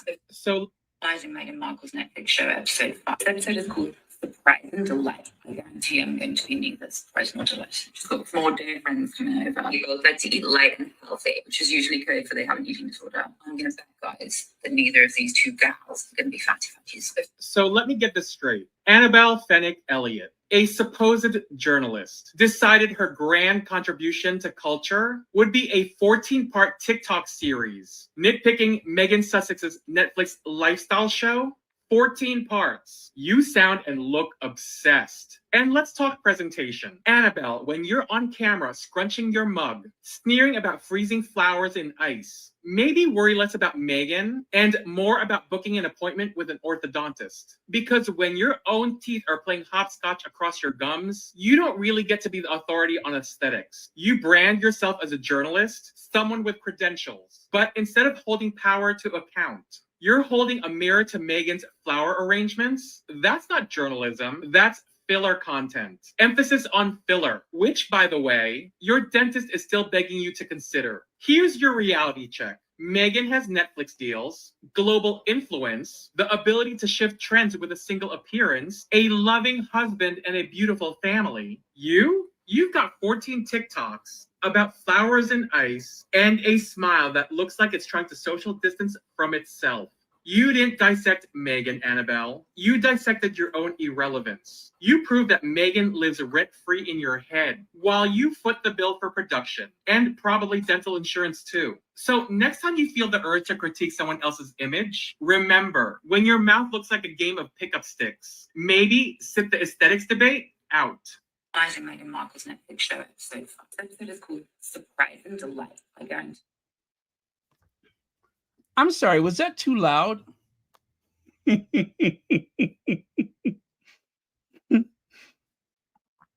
Hopscotch across your gums. I love when he said, when your smile looks like a game of pickup sticks.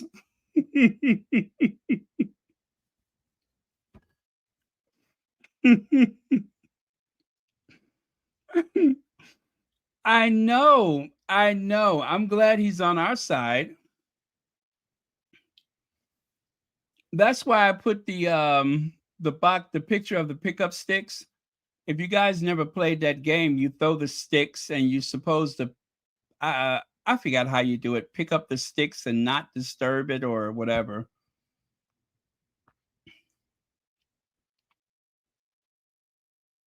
Oh my god.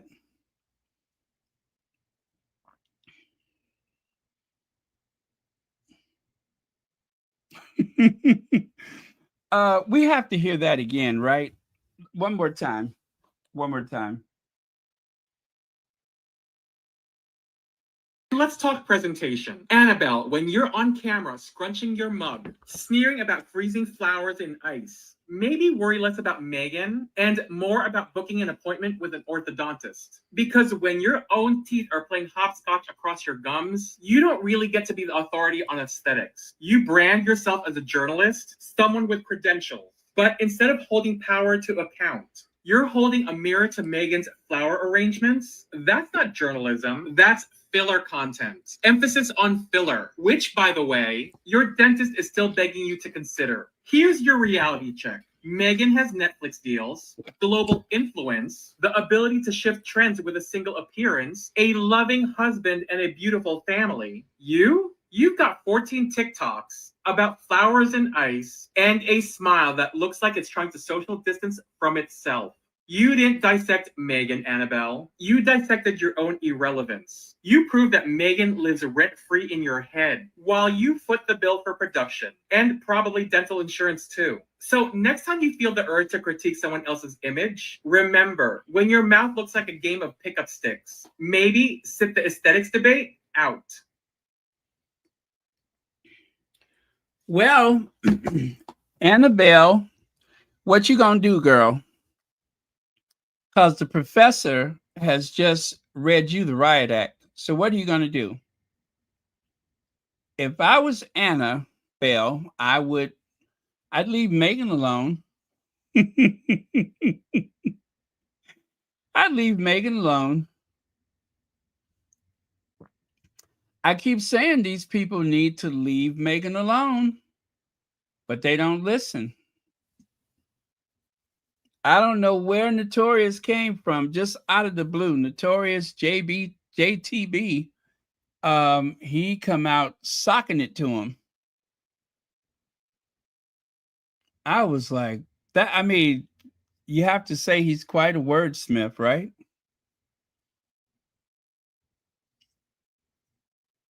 Yeah, somebody needs to check on some of the people that he has critiqued. They need to check on them.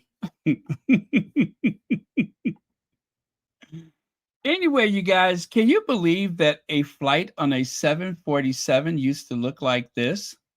This was not the first class on a 747. This was the regular coach, the yeah, the back of the plane. Yeah, that's the back of the plane. You can see that um, the staircase is actually in the other direction. So yeah, the staircase is in the front of the plane. So this is obviously the back of the plane. And look at how big and comfortable those seats are. Look at how wide the plane is. Now, of course, they are using photos that would really make this space as big as possible, but still, that is that looks like you're sitting in your living room, doesn't it? And then all you have to do is wait for Carol Middleton to come down the aisle pushing that little cart. She has the one with the bad wheel. You just wait for Carol Middleton to come pushing her little rickety cart down the aisle. And of course, whatever drink you ask for, it's like one for you and one for me. She still got some of them bottles at home, I'm sure. Um, those little cocktail bottles. One for you and one for me. One for you and one for me.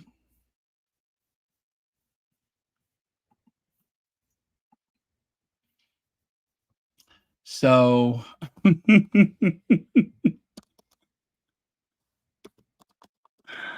oh man, I'm trying not to get in trouble, y'all. Let me see if I can find a picture of Carol Middleton from her old flight attendant days. I don't see it.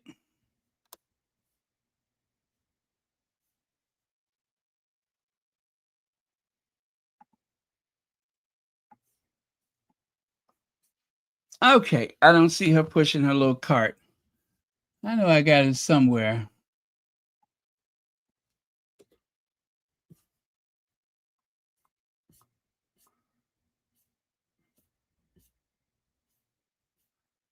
Pushing her little cart down the aisle.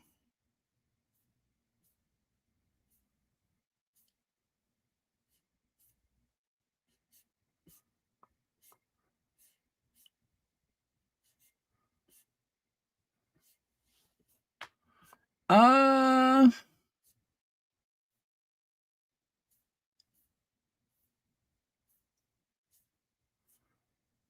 oh man, I cannot believe I cannot find it.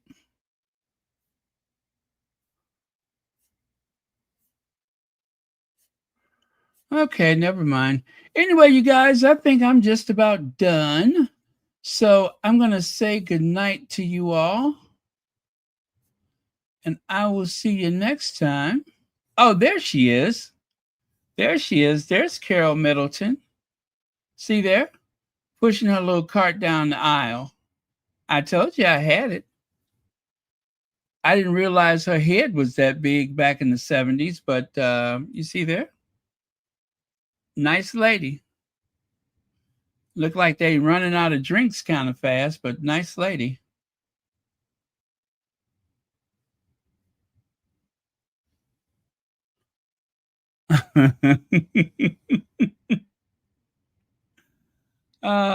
That's Ma Middleton for you. The queen of the social climbers. She married her daughter off, and now she gets tickets to Royal Ascot.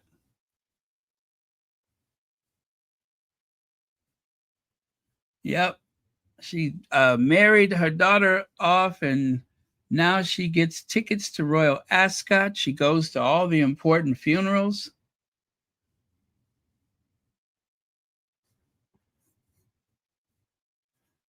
Let me see. Are you leaving work early? No, it's been almost what, 2 hours? Almost 2 hours.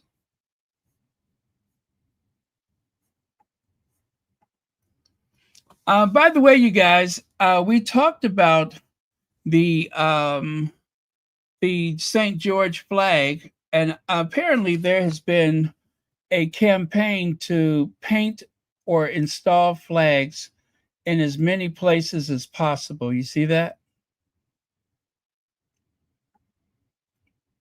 I like this one. All we have to do is paint the St. George cross inside potholes, and the council will fix them within 24 hours.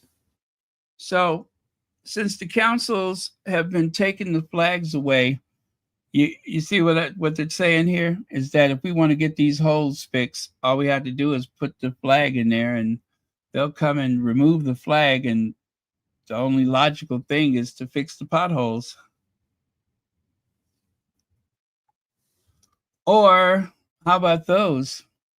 That is obviously an AI image, just like the other one, but yeah, it's something going on with the flags right now. And I had a video that kind of went along with this. I'll play it.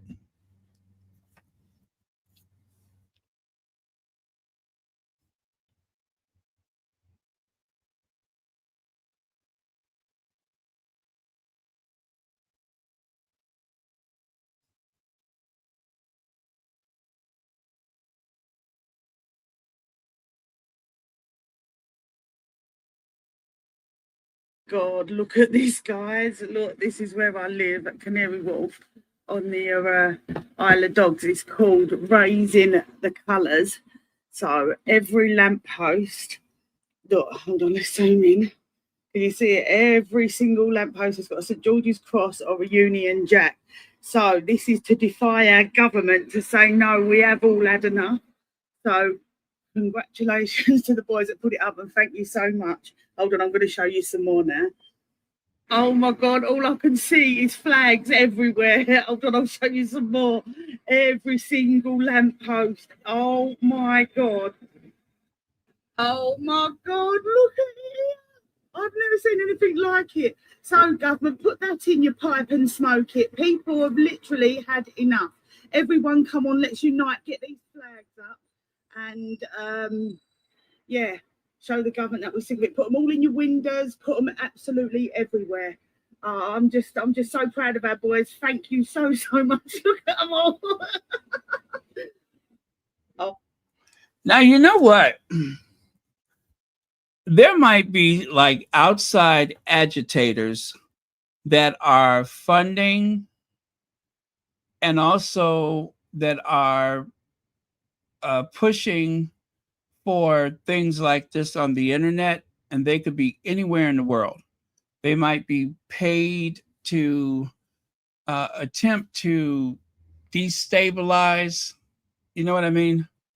And it's not to say that people don't know what they want, but nowadays, a lot of these things are driven on social media in chat groups and such. So you have to wonder how many people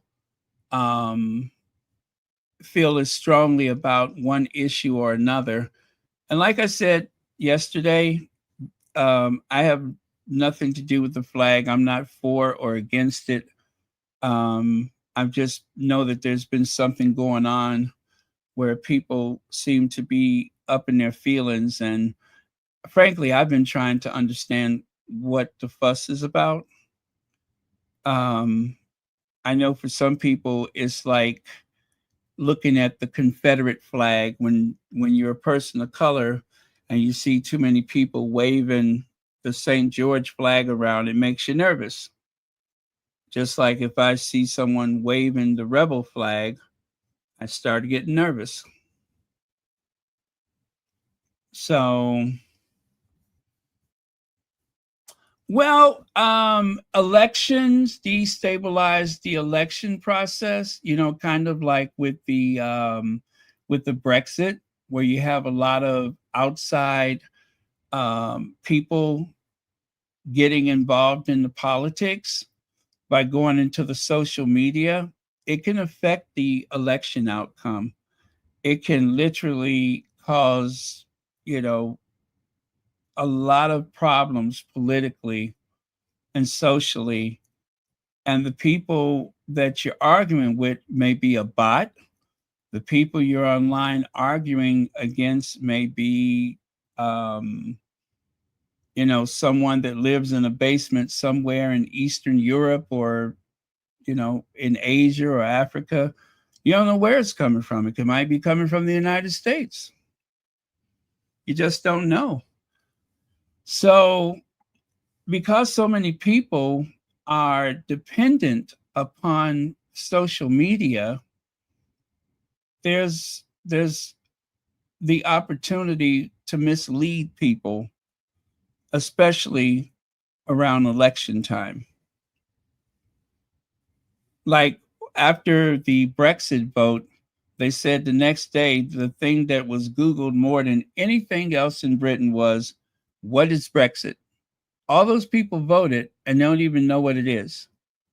But it was a movement, and a lot of it was fueled by social media. So that's what I mean when I say destabilize. I don't want to say, oh, you know, the government is going to collapse if you don't stop it, but it throws things out of balance because it's not the traditional media anymore. It is anybody, anywhere. Anybody, anywhere means that the person that is trying to mislead is not worried about losing their broadcasting license. The worst thing that could happen is they shut your account down, you go and open up another one. So social media is a blessing and a curse all at the same time.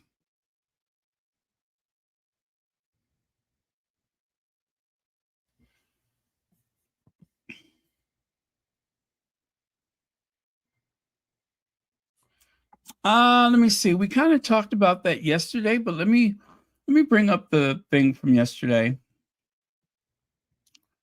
And if anybody wants to try to explain it, go ahead, because I'm still learning myself.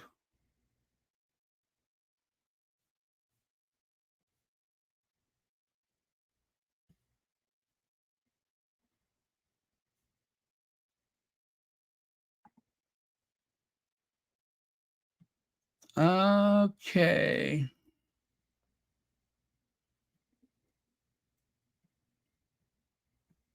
Yeah, I'm going to bring up a chart that explains the differences, the colors of the Union Jack.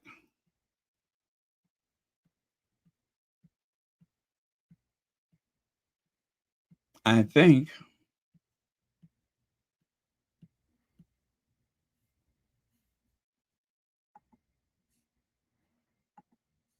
Mm.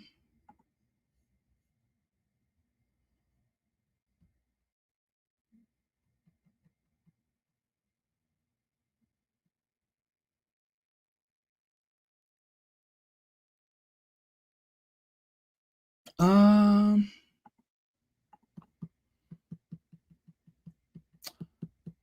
Okay, I don't see it. I had a thing that like breaks down all the colors, and now I don't see it. Okay, here it goes. So the Union Jack is a combination of the St. Patrick, St. George, St. Andrews, and the uh yeah, the St. Andrews, that's Scotland, the white stripe, the white cross. And then, of course, the Red Cross, that is St. George, representing England and Wales. And when you combine it all together, you get the Union Jack. Northern Ireland is not represented here.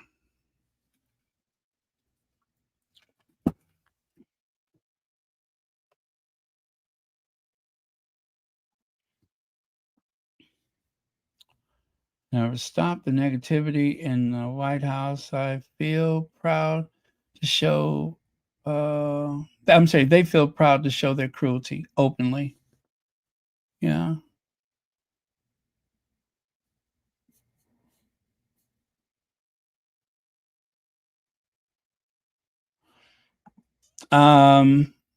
Yeah, and there was a time when I would have not really considered people being misled as any logical excuse. But the thing is, I don't know that we are aware of how vulnerable we are with these electronic devices, where we're receiving certain messages around the clock.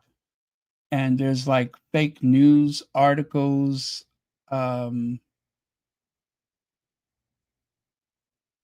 like a national disaster. I don't know why people do this, but when they had that tsunami warning recently, did you see how many people posted videos saying that this is footage from the most recent tsunami, when it was from the tsunami that happened, what was that, 15, 20 years ago or whatever, the one in Indonesia?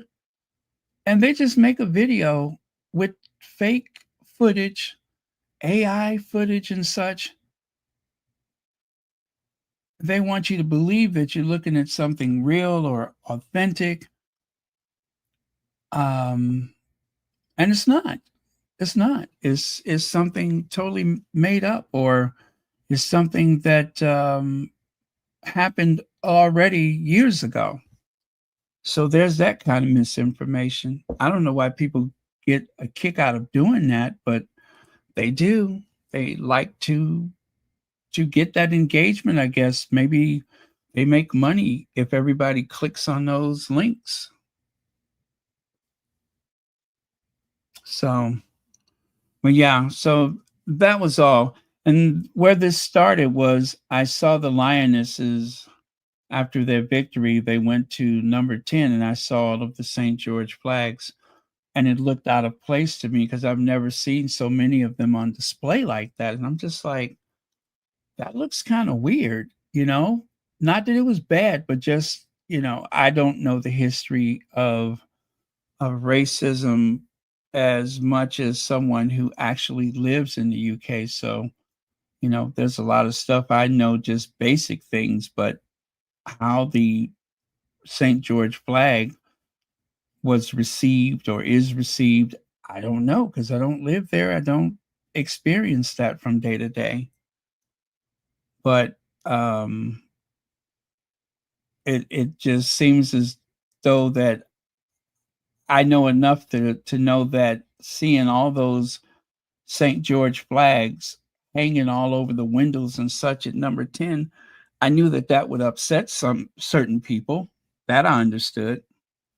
I was upset about it, no. But other people who live in the UK that may see that as threatening or see it as uncomfortable or whatever, that's what I was thinking when I saw it. I'm like, gosh, this is going to look kind of scary to some people.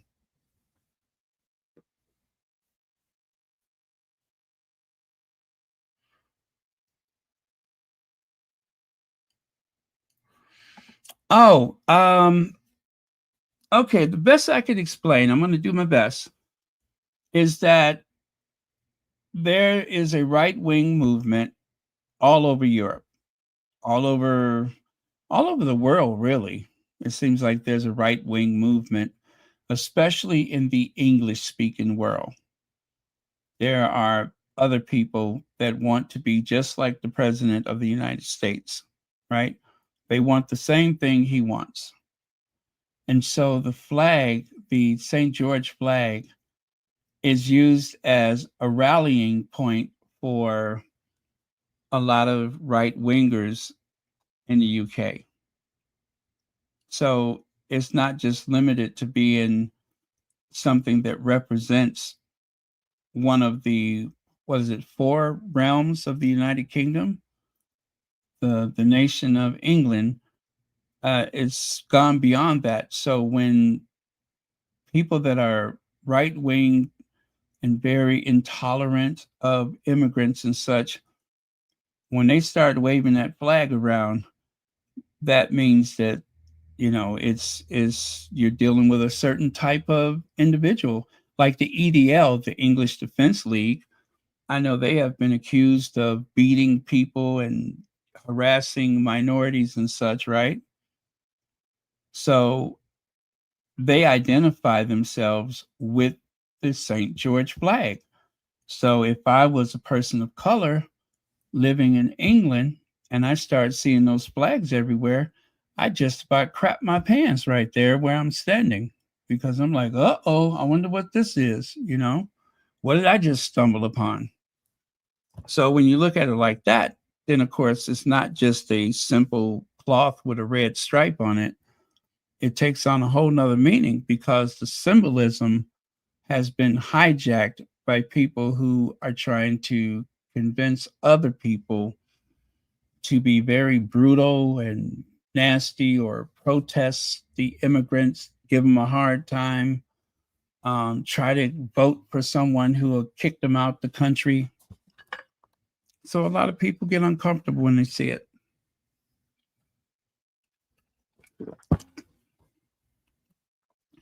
Anyway, I hope I explained that properly. If I didn't get that right, somebody please let me know where I come up short.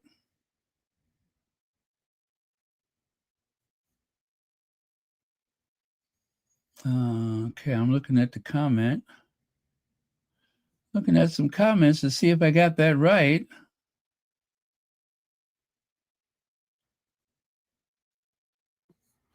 Yeah, that's the term I use, hijacked.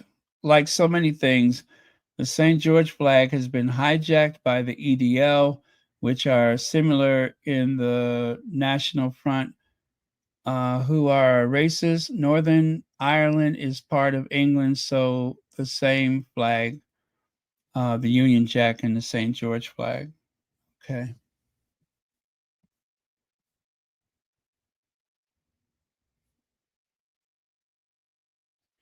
Oh, peace and joy.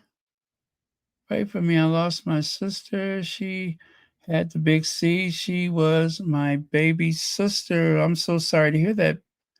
And yes, we will pray for you. I'm so sorry to hear that. Um, yeah, definitely. We will be praying for you. Thank you for sharing that with us.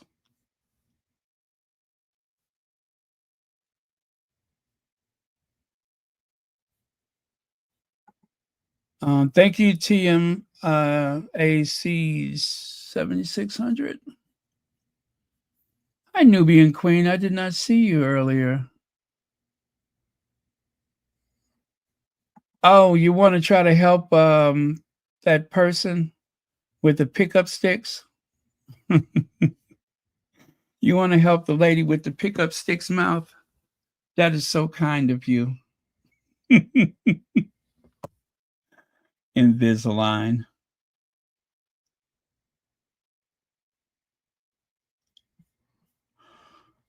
So, anyway, that is my best attempt to explain things without looking at a reference. But yeah, that was a good explanation. The flag, the symbol, you see right there, the lady says, I'm not far right. I'm worried about my kids. And I tell you, um, that lady may not think she's far right, but she is, or maybe she's not far right. But we have to talk to people and we have to listen to one another's fears, because if we don't know what triggers each other, if we don't know what makes people afraid, um, if we don't talk things out, if all they have is the worst information, you can never replace that with good information if you're not speaking to each other. So it's never good to just say, oh, I'm right, I'm right, I'm right, and just, you're wrong, shut up, I don't want to have this discussion. You got to listen to people, because if people are afraid, um, and it might take some time, but if you believe that your way is the best direction, then you have to invest the time with people who do not see things your way. Now, some people you're not going to get through to no matter what, but some people you can. And so if that woman says she's afraid for her kids, I believe her. Um, but I hope she doesn't like go deep right wing and hurt anybody. I wouldn't want anybody to go deep left wing and hurt anybody.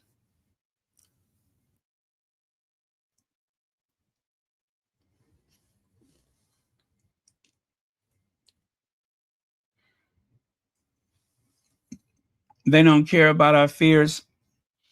Yeah, in a lot of instances, they really don't. You try to, that's why I said you can try to talk to some people, you're not going to get anywhere.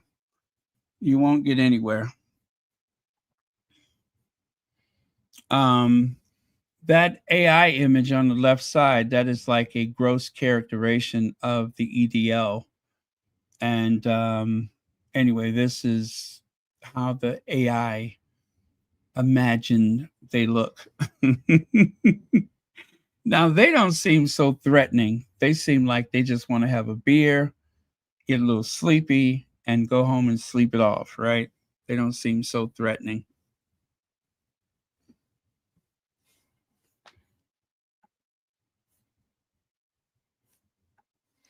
Let me see, Baron. But is she also thinking of our people's kids? I hope so, TMC. I hope so. I do hope that everybody is considering the children, all of the children. because as I shared yesterday or day before yesterday, I felt so hurt when I found out that a mostly white school was chanting "Build that wall" to a mostly Hispanic, Latino, Mexican school, Mexican American school. They were chanting "Build that wall," and all of the Latino kids went home in tears, afraid that the government was going to break up their family and that kind of stuff. And I don't ever want a kid to have to go through something like that. So, yes, I do hope that what was that she said? I'm not this or that, but I care about my kids. I hope she cares about everybody's kids. I hope she does.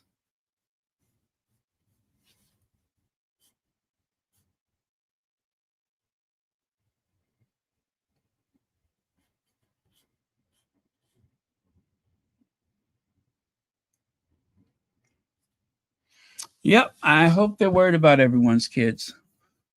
Just like as much as I don't like Will and Kate, I still worry for their children because they're children. And I hope that they do not grow up to be obnoxious. I hope nobody hurts them, physically or mentally. I wish the best for them.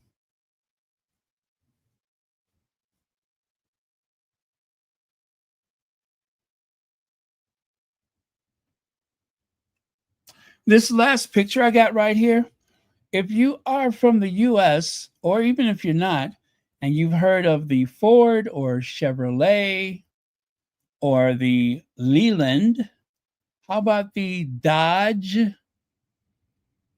Buick, Chrysler, Olds, the Durant, or how about the Probst?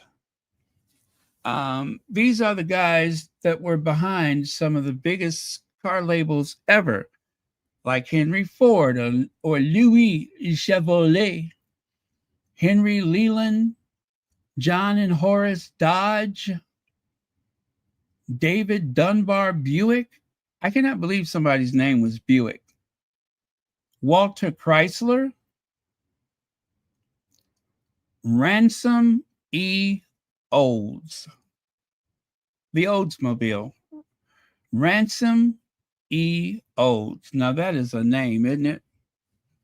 William C. Durant and Carl Probst. Now, I've never heard of a car called Probst, but I know the Jeep when I see it.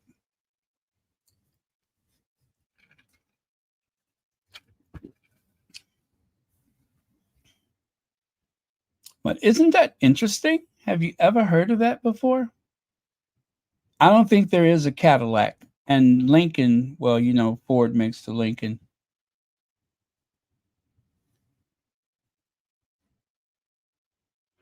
Helen says, did you hear about the black guy in the park with his white grandchildren and the EDL posted he was, no, I did not hear about that. Oh, no, I did not hear about that.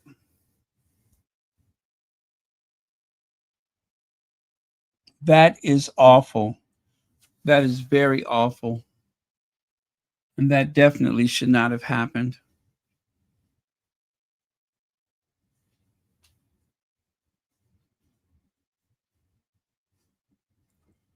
Yeah, that is terrible. And I'm sure that I'm sure the poor grandfather feels awful about that. Nobody would want to have that type of accusation.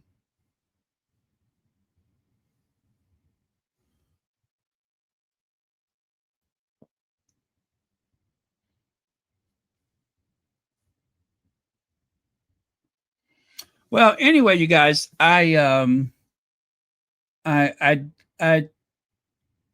just felt like it would be interesting to talk about that. Again, I'm not taking anything from it other than I'm just curious about what all of that means.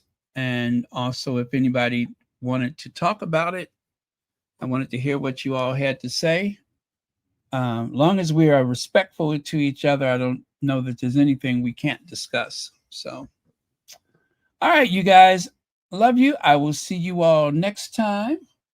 And gosh, did I ever put that link at the top? I don't think so, did I? Oh, well, I'll do that tomorrow if I didn't. Thank you, T-Mac. I really appreciate it. Thank you, guys. Thank you for trusting me to do this work.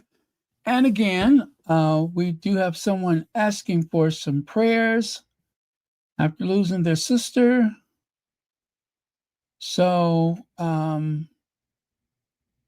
it was peace and joy, right? Do extend your prayers. We really would appreciate that. As you guys know, I lost my sister last year, and I am still like numb when I think about it. I'm just like, is this even possible that, you know? And yeah, it is exactly what I know it to be, and it has not been easy. So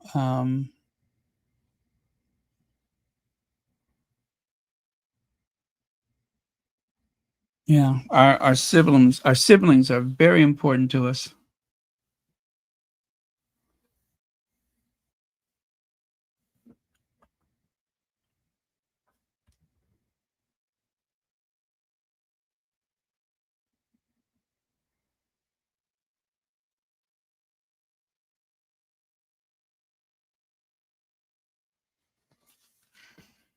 What's that?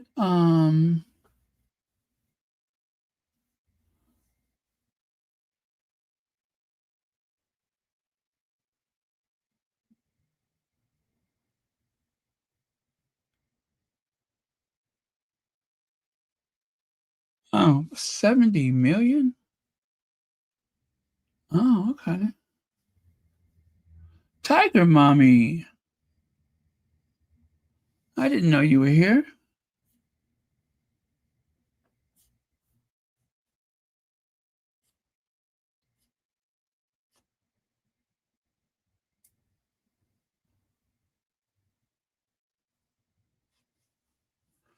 Okay, thank you. See y'all next time. We'll try to come on earlier tomorrow too, okay? See ya.